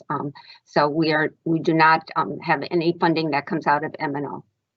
Well, forgive me, and Dr. Bailey, forgive me, because I'm looking at the agreement, and we're responsible for 70% of it. Am I misunderstanding something? Yep. Ms. Thompson, could you expound a little bit on that? And I have a follow-up too, please. Yes, we're responsible for 70% of the officer's salary. Okay. So we pay a portion of the officer's salary. They pay for 2 months of the year, and we pay for 10 months of the year because we have them from August through May. So did we get another grant that's taking care of our social workers and our SRO officers? We have the safety grant does. It covers $1 million for the SRO, the 8 SRO officers, and it covers It's about $230,000 for the social workers that we got at the 3 schools. Thank you, Ms. Thomas. So my original question, this is not really costing us anything because we have grant money to cover it. Is that correct? Correct. Yes. Thank you. That helps me. And then the other question I had was looking at the agreement. This is in August through, well, it's a 10-month contract, just like you mentioned. Since we're not starting, it's really kind of irrelevant if we're not paying for anything. But just asking the ask, because we really don't have children on campus, we have a few children on campus. When are we going to execute this agreement? What is the date of it? Let me ask that question. Mr. Adams, we would like to execute this right away. We don't actually have students on campus. We will beginning August 17th, so we will have students on a number of our campuses. But the school resource officers, first of all, they have developed online law-related education, so they're ready to actually do distance learning with our students. They also will help with wellness types of visits, home visits. They will help with any type of social and emotional type of support that families may need, and help and assist with that. They've helped with our grab and go, our curbside pickup recently, and they will continue to do that. So we would really like to have those school resource officers on our campus as soon as this is approved. Thank you, Dr. Bailey, and thank you very much for explaining that. I'm actually appreciative of hearing that they're already on board in regards to the virtual learning experience. And the reason I'm bringing up this side of it, the financial side of it, is we had a number of emails asking, if we could reposition these dollars into social work or mental illness, or, and I'm not wording this properly, forgive me. But the reality is that we cannot reposition these dollars because they're grant dollars. Is that a fair assessment? That is correct. Thank you. Thank you for everything, guys. Great job with the presentation. Thank you. That's all I have. Thank you. Thank you. Mrs. Lambert. And you're muted. I was wondering if I could ask a question. Okay. I don't know. I think you were still muted, but I'm muted. Oh, okay. I'm muted. So all right. Sorry. And I guess I'll direct this to Dr. Bailey. We've had these come for years. The whole time I've been on the board, we've had these requests for these IGAs, but we're dealing with a little bit of different climate and different, I don't even know if I'd say belief systems, but different opinions about what we should do with funding, different opinions about what should be done with respect to law enforcement in general. Are there some districts who are using their SROs for disciplinary purposes? Is that partly why the districts are having convergent viewpoints on what to do in these scenarios? It really, I can't really talk about other school districts, Mr. Yannicki, but it really goes against any of the information in the agreements that we actually have with the city of Phoenix, that they would be involved in discipline. But I really can't talk about any other district because I don't know exactly what they're doing. But it really is law-related education, relationship building, mentoring, a lot of the things that the 3 principals actually discussed. Okay, but it is mutually our best interest, the city and the district, to have it the way we've been having it, and have it be more of an outreach program and not any type of punitive program. It is not a punitive program. That's really not the major rationale to have school resource officers. They really are, again, really looking at the needs for that specific school. What is an area that they may need as far as law-related education? Really reaching out to the community. I think the number of principals talked about that they're reaching out to the community and to being a community resource, as well as building those relationships with groups of students and with specific students. Okay, and then the last thing, if I may, Mrs. Lambert, is I did notice reading the reports, it is very different by site. You know, some sites have more issues with vaping and things like that. Other sites had other issues, you know, with other disciplinary issues or concerns within the grades. And so I guess that it's good that they're able to do kind of a bottom-up approach that's site-specific. They really work with the safety teams that are on the campuses to really look at what the teachers advocate as far as the needs, as well as any type of data that they have in front of them that would indicate where they really need to focus that law-related education. Okay, thank you.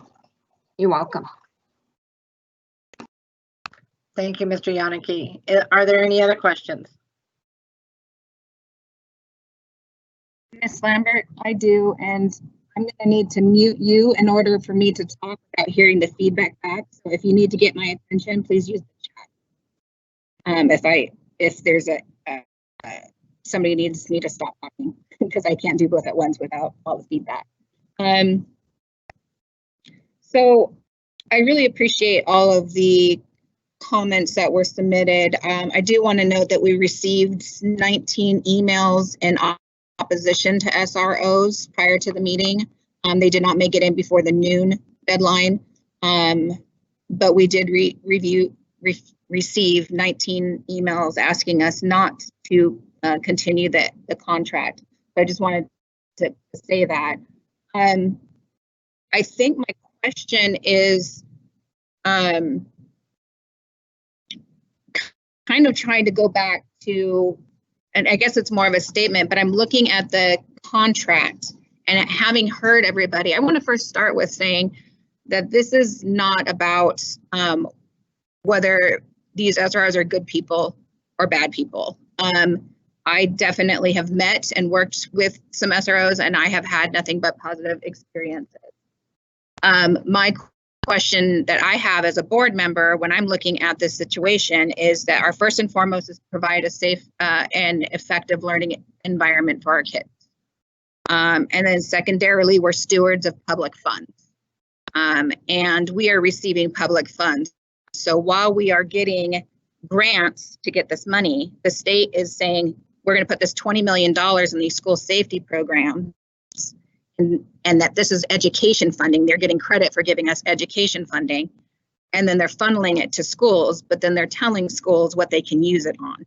They didn't give us $1.2 million to use as we see fit to increase safety and social emotional learning and development. They said you will get 8 SROs and you can have 3 social workers. A social worker costs $77,000, just shy of $78,000. A police officer costs $132,000. They're contribute the amount that the district pays, which we had to get grant money to pay for their retirement alone, is more than the starting salary of our teachers. So we're spending a ton of money on this program. And so it's not about whether or not people like them or don't like them, or if they're doing good things or not. It's, for me, whether or not this is the best use of funds. And I think that many of the things that I heard, after school programs, mentorship, connecting with community things, are things social workers do as well. Our social workers do these things, and they're doing it for $52,000 less. And so my question, is how can we push back on the legislature saying that this is how the money is going to be used if we continue to just do business as usual, because it's basically take this or nothing. And knowing that schools are so strapped for cash and so lacking of staff members to say, you can have this officer, we're going to take money that we would normally give to the police, we're going to give it to the schools, but we're going to tell them that they have to spend it on police. And we're not going to give them local control to decide how to best implement safety and security in their schools.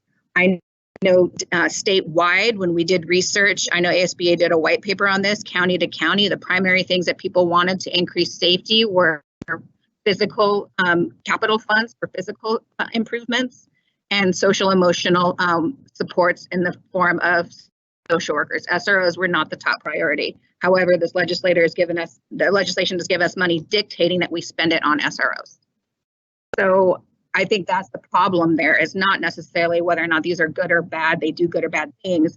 My primary concern is this the best use of funds? And so if we're going to have a person on campus, that's fine. Secondarily, are they doing what they're designed to do? If you look at the contract with the MOU on page 2 of the MOU, Section B, it says that the SROs are assigned to the district and are considered employees of the city and are subject to the control and supervision of the city. We don't have say over them. I know they work with us and sometimes they listen to us, but they are first and foremost officers, and the district shall not interfere with the assigned duties of the sworn law officer. When you look at Section 5 as to what their responsibilities and goals are, number 2, provide police enforcement services at school. Number 3, identify students and parents with high truancy rates. Number 4, contact parents and guardians of truancy rates. Number 5, investigate child abuse incidents. Again, more truancy, crime, and then you get to education. And then we see down on the next page in 6, safety program duties, they have to take up 180 educational hours. So that means that they take social study class time or other time to do their education, learn their law teachings, their law education, 180 hours a year, and then participate in activities, and then be a visible deterrence to crime. So when I'm looking at what they're supposed to do according to the contract in the MOU, my question is, has truancy gone down? Has crime gone down? And has that stuff been improved? And even though I approved and I voted for the acceptance of the grant money at that time, and since that time, I have repeatedly asked for data to say, can you show me that truancy has gone down? Can you show me that crime has gone down? Can you show me that the staff, the campuses that have SROs, can you show me the discipline data broken down by race to make sure that we don't have any concerns there? Have we surveyed our parents and students specifically about their feelings of SROs on campus? Because while I think the majority of students very well may have positive relationships with that, I'm concerned with the students that may be traumatized with that. Because even though the SROs might not be unkind, there are experiences in the community that are. And we signed that letter back in June acknowledging the fact that there has been trauma caused at the hands of law enforcement and that impacts our communities. And we said that we listened to them, we heard them, we stand with them, but yet we've yet to have a conversation. For 2 years, I've asked to have some kind of conversation about this program. And if we have any say in the training and development of the SROs, we don't. They aren't required to do anything that we ask them to do. They may, and some of them do, but they're not required to. So I guess my concern is, where is that information? And Ms. Dr. Bailey, I mean, if she can share that with me, but I've asked for all of that information and I have been told just nothing but anecdotal. Yes, it's a good program. But if we were spending $1 million on a curriculum or $1 million on a kindness club or $1 million on anything else that was supposed to improve outcomes, we would want to see those proven outcomes. We wouldn't just take anecdotal, well, people seem to like it. That's really not good enough. So I don't know if Dr. Bailey can tell me where we're at in terms of if we've seen any discipline disparities at the different campuses, if we've had conversations with the community specifically and gotten feedback around their feelings about this, and if we have data to demonstrate that discipline and truancies have gone down.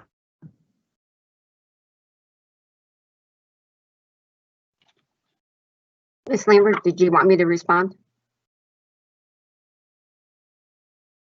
I actually have received some information from our truancy department. And the truancy department, basically what I'm saying is our safety mentoring actually take truancy reports and truancy referrals. And so before it becomes a truancy referral, basically it goes through a process in a school, and the school works with the student or students and to make sure that they've done everything to support that student, so that student is not truant. So I actually had them actually this afternoon actually pull the truancy reports from the 8 schools that have had SROs, and we looked at the 18-19 data, and the 18-19 data, I'm getting some feedback, I think, but the 18-19 data from August to March, and then the 19-20 data from August to March, because I wanted apples to apples as much as we could do. So in 18-19, of the 8 schools that had resource officers, there was 2,280 referrals for truancy. In the 19-20 of these same schools that had resource officers, there was 919. And I would not be a good educator or statistician to actually say that there's a causal relationship, but that's one piece of data that we're looking at.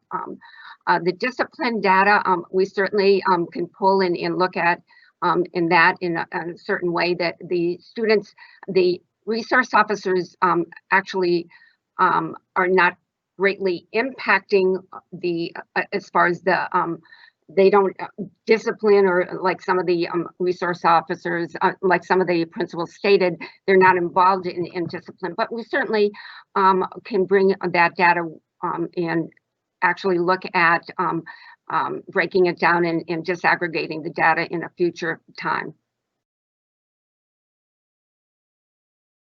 And has there been, Ms. Dr. Bailey, any staff, because we heard a lot from staff. I mean, the majority of people that we heard at the comment were staff or administrators or teachers. I have heard from very few parents, no students.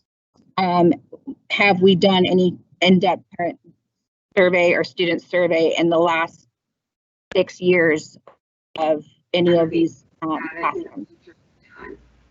We haven't done an in-depth survey for school resource officers. We do parent and student surveys every single year, but not for school resource officers in particular. Staff or administrators and teachers. I don't hear anything from Dr. Bailey. I was talking.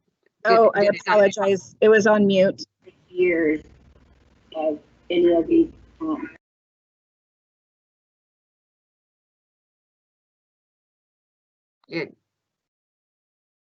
Nikki, are you still there? I am here. I'm just, in order for me to not have feedback when I'm talking, I have to turn down my speaker, so I couldn't hear that. What her response was. I'm sorry. I think I believe you asked me about surveys, and I said that we do student and parent surveys every single year, except unfortunately last year, because it's usually during the month of April.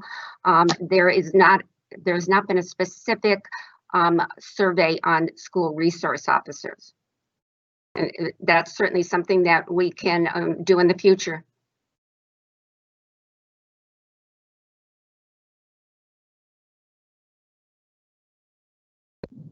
Okay, because my concern has been, and again, I'd like to properly evaluate the effectiveness of the program, and I'd also like to look at a way in which we can get support for the folks that are doing the social emotional things and at a lower cost, instead of being forced to pick this one method because that's all we'll get grant money from. And if we're going to do that, that's fine, because we're asking, the things that I'm hearing most people love about them are social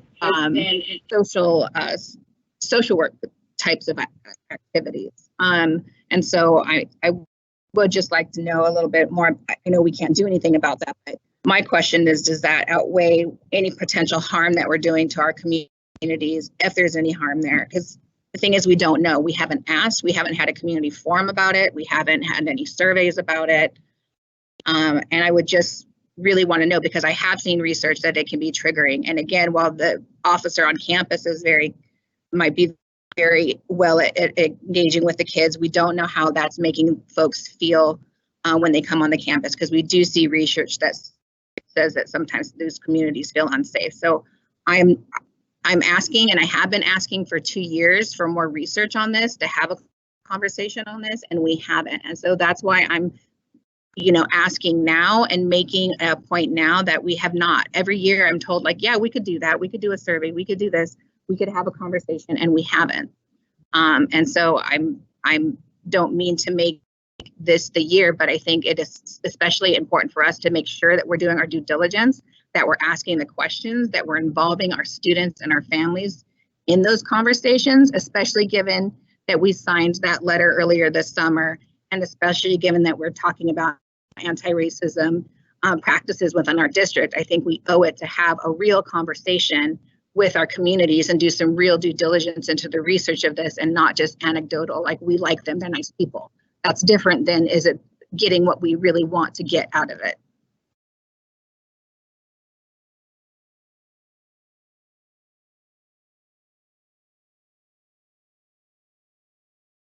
T, you're muted. I said, would that be it, Ms. Whaley? Yes. Mr. Adams, did you want to make one more statement? Thank you, I appreciate it. In regards to, going back to the cost real quick, because I'd asked about that basically the program is not costing us anything. We had to go out for a grant to get it, and we're not able to reposition those dollars. So from that aspect, the program is cost effective. In regards to, and Lynn, Dr. Bailey, how many years have we had this program in play, real quick? Oh boy, Mr. Adams. It's as long as I've been a parent. Is that? I know. Actually, when I actually was a principal at, and I don't even want to tell you the year. Okay, I will tell you the year. 1993 is actually when we started with school resource officers. Thank you. So where I'm going with this is, yes, we had a number of emails today, and again, we had emails, and we also had comments made. And again, many, many thanks to everybody who chimed in. But we have, I'm going to throw out 10,000 families. And no. Actually, when I actually was a principal at. Am I still talking? You're still talking. Go ahead. I still have the floor. Thank you. Thank you, Dr. Stan. We have 15,000 families. So out of 15,000 families over the last, I'm going to go 20 years just for this conversation, and in my own personal experiences with these SROs and spending time with them and going through, what they do, while over those 20 years, and I've been on the board for 14 going on 15 now, I have not, forgive me, I've not heard many complaints or parents reaching out saying, hey, listen, we need to do something about the SROs. I respect Ms. Whaley's request to possibly, go a little bit deeper in regards to our customer service aspect and the surveying to find out what the community thinks. And right now it's a very sensitive situation, especially what happened with Phoenix Union. But we are an elementary school district too. Our world is a little bit different than everybody else's. But again, the cost to me is cost effective because it doesn't cost us anything. In regards to what these men and women do in uniform out there, my personal life experiences has been very positive with our students. So I do support them, but I also support Mrs. Whaley in regards to maybe in the future we see what sort of information we can glean to take a look at. But it's cost effective, and over the last 20 years, 15,000 families, I haven't heard much complaints. Thank you. Thank you.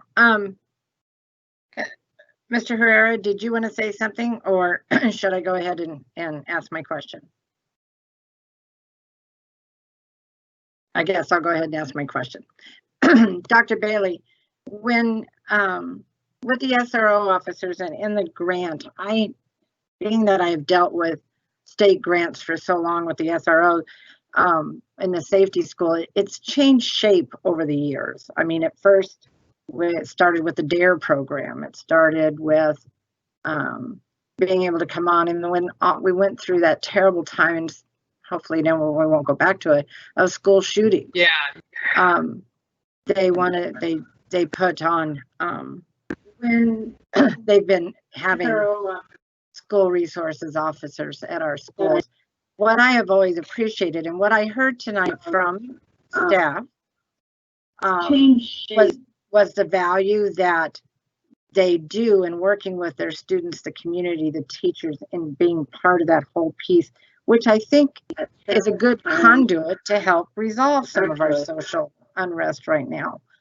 And it's a chance for them to come forward. It's a chance for our students to have that mentoring and that connection and building relationships that in the future, hopefully all that's going to get be able to grow out of this.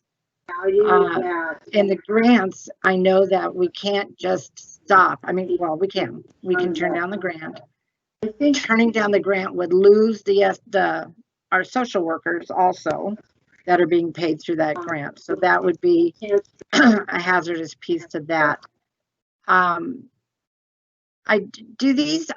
Do our SRO officers work with our safety and mentoring team? Are they part of our Washington culture, so they're aware of what our social emotional focus is? Yes, but if I can also reiterate about the social workers, the social workers are not part of this grant. They were part of the original grant, but really what you're approving is the IGA, the intergovernmental agreement with the city of Phoenix. So the social workers are, in a different type of funding source at this point. Yes, they work collaboratively with the safety and mentoring type of program. And as you can see that they have a lot of the same goals, to tell you the truth. Unfortunately, we only have 7, safety and mentoring officers that actually work with us, and they have to cover all 32 schools. So basically, they work collaboratively. They're in our crisis meetings. So we work hand in hand with the school resource officers. Thank you. I think one of the biggest puzzles is people really don't understand the job of the SRO officer and how they work with our community. I appreciate this discussion to be able to show what an integral part they are of part of their school family. Mr. Herrera, did you want to go ahead and say something?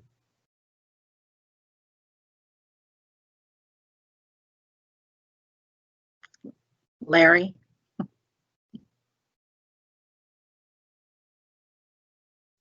People really don't understand the job of the SRO officer and how they work with our community. I appreciate this discussion to be able to show.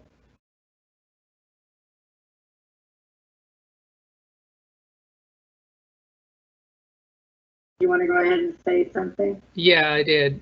Hopefully you can continue to hear me. So I actually... Larry? Oh. Yeah, there's definitely, oh, there you go. So I just wanted to kind of make a general comment regarding the SRO. So, the last 4 years, I've had to really dive in. Every time I go to a school, I always make sure to check in with the SRO. And one of the things that's kind of interesting is that the community support, the actual person in charge back then was Marshall Franklin, and they had a community support at Golette Wolf Center, 35th and Pinnacle Peak, and also at Maryland. And one of the things that the interesting thing is that these SROs, they're not just any officer, first on the job. They're actually handpicked. They've got an extensive background. and emotional, support. And these folks, I mean, especially, shout out to Sunny Slope. I mean, Jen, she's she's definitely always there. She's definitely always, in support of those kids. And a lot of these folks, they're a special kind of person first, and then they're, a lot of these kids, they're the only male role model that they have. So a lot of these folks, I know that the community supports them being there, because especially along the schools along 19th Avenue, when I go visit them, they're constantly having issues of people jumping the fence and so they're there. They're the first responders. So, and I think in today's times, with a lot of the with school safety, having a school officer, somebody there that's trained in, not just weapons, but also somebody there with use of force. You get somebody, God forbid, to somebody to go mental health on you, then you can have somebody there instantly, especially at the higher grade level. So, and a lot of these folks, I've become really good friends with them. So, and I think a big misunderstanding is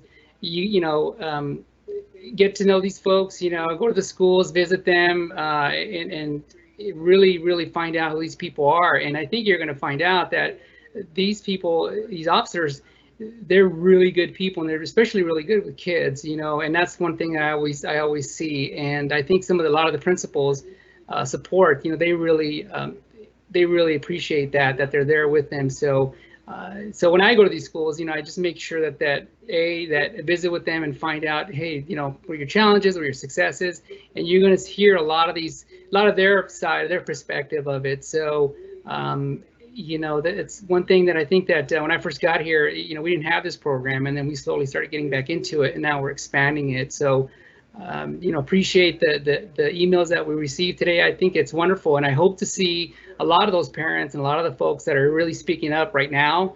I'd like to see them speak out in the future, not just on a certain year or during the time that this comes on the board agenda. I would like to see them get involved, stay involved in our schools, because I think that the only way to really, really stay focused and have your thumb on these issues like these is to be constantly involved, and not just 1 year because of certain situations. And I think a lot of that would definitely sway a lot of the perspectives on school resource officers, because that's what they are. They're school resource, and then in the end they're officers. So I think that hopefully we have gotten a lot of the reports that Dr. Bailey has sent. I know I have, and I know everybody else has copied on some of that email. The data's there, the discipline data's there. We've had it at least once a year, so we get that constantly, and it's there. I think folks just have to kind of get off the fence and look for it and make sure it's there, and make sure that they understand it, and if not, reach out to the appropriate people to get an understanding of it. That's all I got to say. Thank you very much.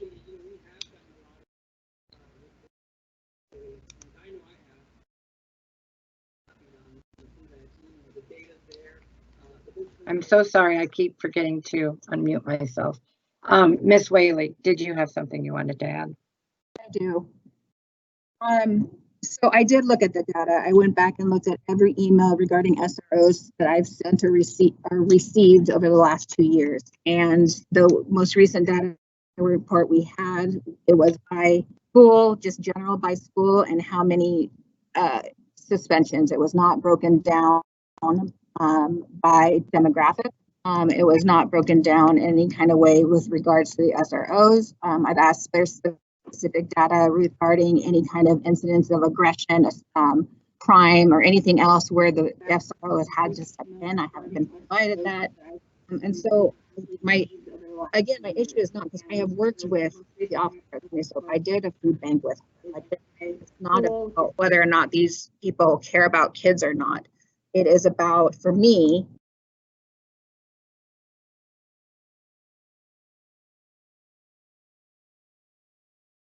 Did we lose you, Miss Whaley? Oh, sorry.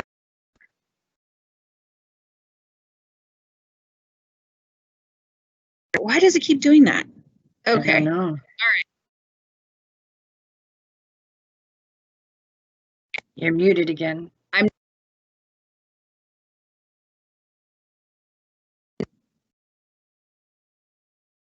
Miss Okay, Lambert, yes. it keeps muting me. I don't know who's muting me or how.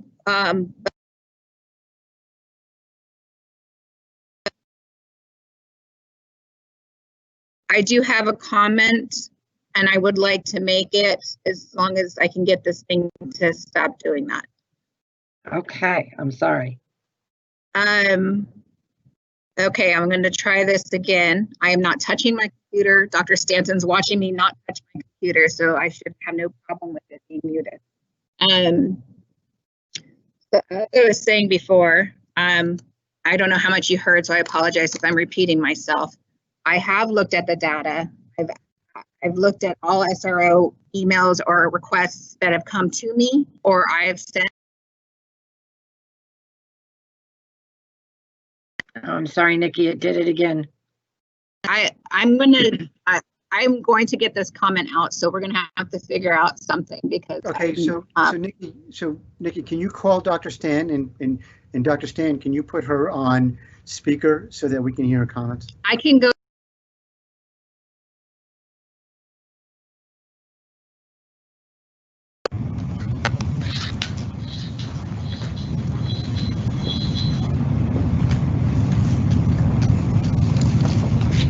Okay, let's try this. Can you hear me?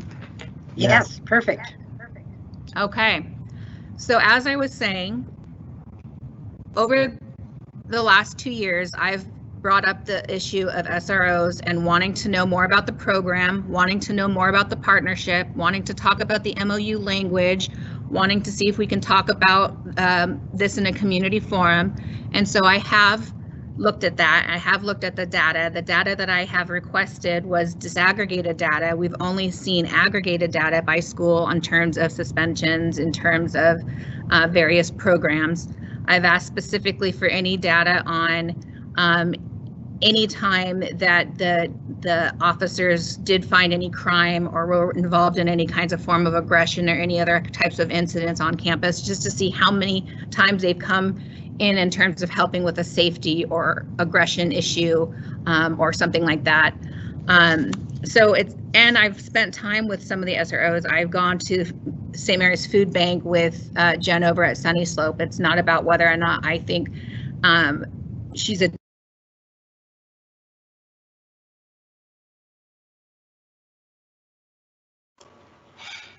Hold up, Nikki. Nikki, hang on.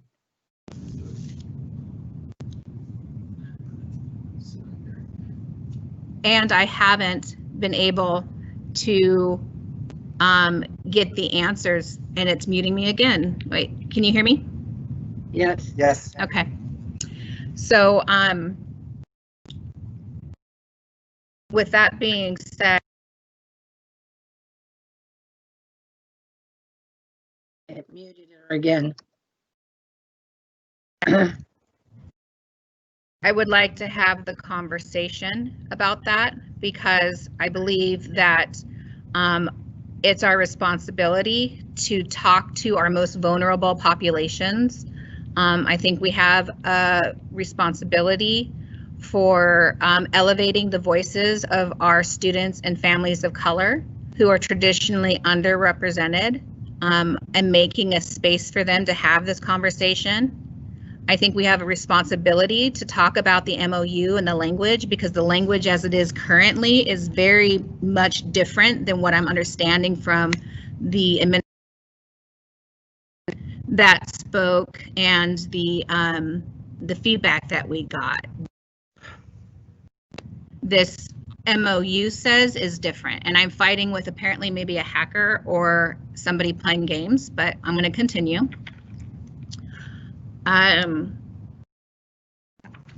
So I would like the MOU to reflect that, to reflect the ability to get more from the community, and we haven't been able to do that. So with that, a motion that we postpone this vote until we can get more information, especially considering we won't have that many students until a later date. All right, there's been a motion. Is there a second?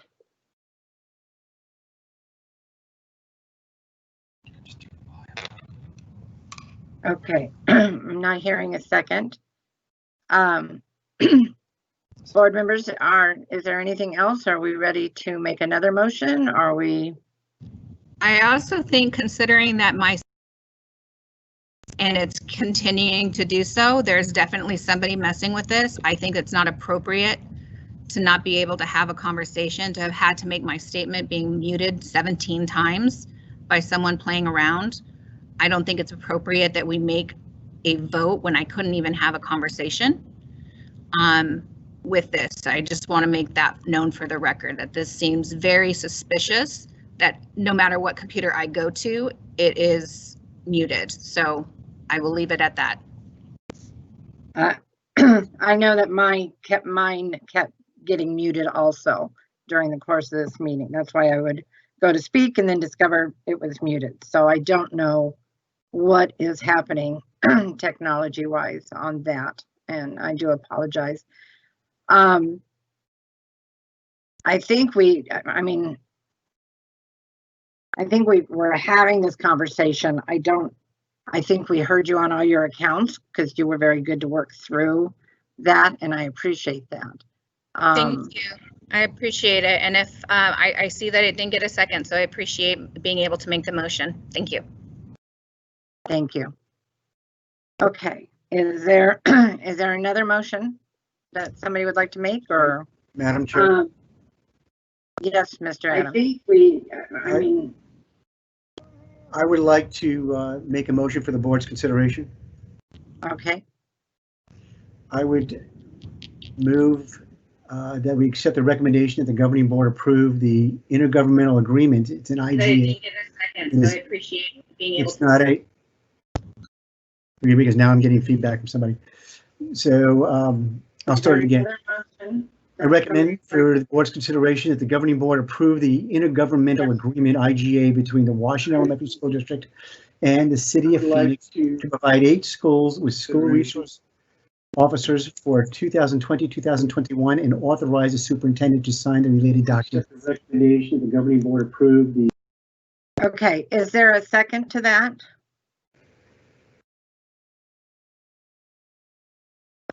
I'll go ahead and second. I'll go ahead and second, Mrs. Lambert. All right, thank you, Mr. Yannicki. Consideration, the governing board approve. Then I guess we'll go ahead and do a roll call vote. Ms. Tucker? Thank you, President Lambert. Let's see here. Mr. Herrera, I'll start with you because I know that there's a delay. How do you vote? You're muted. We'll wait till it catches up. Then I guess we'll go ahead and do a roll call vote. Ms. Tucker? Thank you, President Lambert. Let's see here. Mr. Herrera, I'll Yes. start with you because I know that there's a delay. How do you vote? Yes. Mr. Yannicki, how do you vote? You're I muted. would like to explain my vote. Yes. I am a little bit concerned about the technology. It's hard for me to think that there wasn't some things being done on purpose with the muting, but I will vote yes. Thank you. Mr. Adams? May I explain my vote? Yes. Thank you. I want to acknowledge Mrs. Whaley's desire to further capture data. And again, I'm about customer service, so it sure can't harm us to know what's going on out there. So, Being done on purpose. so I appreciate that. And with that, I'll vote aye. Ms. Whaley? I would like to explain my vote. I'm sorry, I can't hear you, Ms. Whaley. I would like to explain my vote. Sure. My vote comes from a desire to have more local control over our safety funding that is coming from the state. And so because we don't have that, and because we haven't been able to have a robust conversation, given the current climate with our most vulnerable population. Sure. Because we cannot have a conversation with our most vulnerable population, and because I am opposed to being forced to use funds that are supposed to be for education and safety in a way that is directive. I'm going to vote no. The current climate.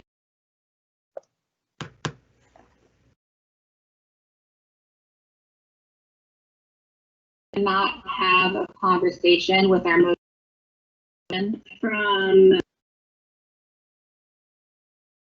I'm sorry, Ms. Whaley. You were muted towards the end of your comment. I didn't get your vote. My vote is no. Thank you, Ms. Whaley. Directive. Ms. Lambert, how do you vote? Aye. Ms. Lambert votes aye. The motion passes 4-1. Thank you. Okay, thank you. We're moving on to item 4, future reports and agenda items. Ms. Whaley, do you have one? I do. I would like a future agenda item on the explicit plan for on-site services in terms of ratios and also in terms of reporting incidents of COVID-19 should they occur. All right. I would also like a detailed report as to how the SROs are going to be incorporated into this online learning, given that the schedules have been made, and what that will look like. Thank you. Thank you. Is there any other ones from other board members?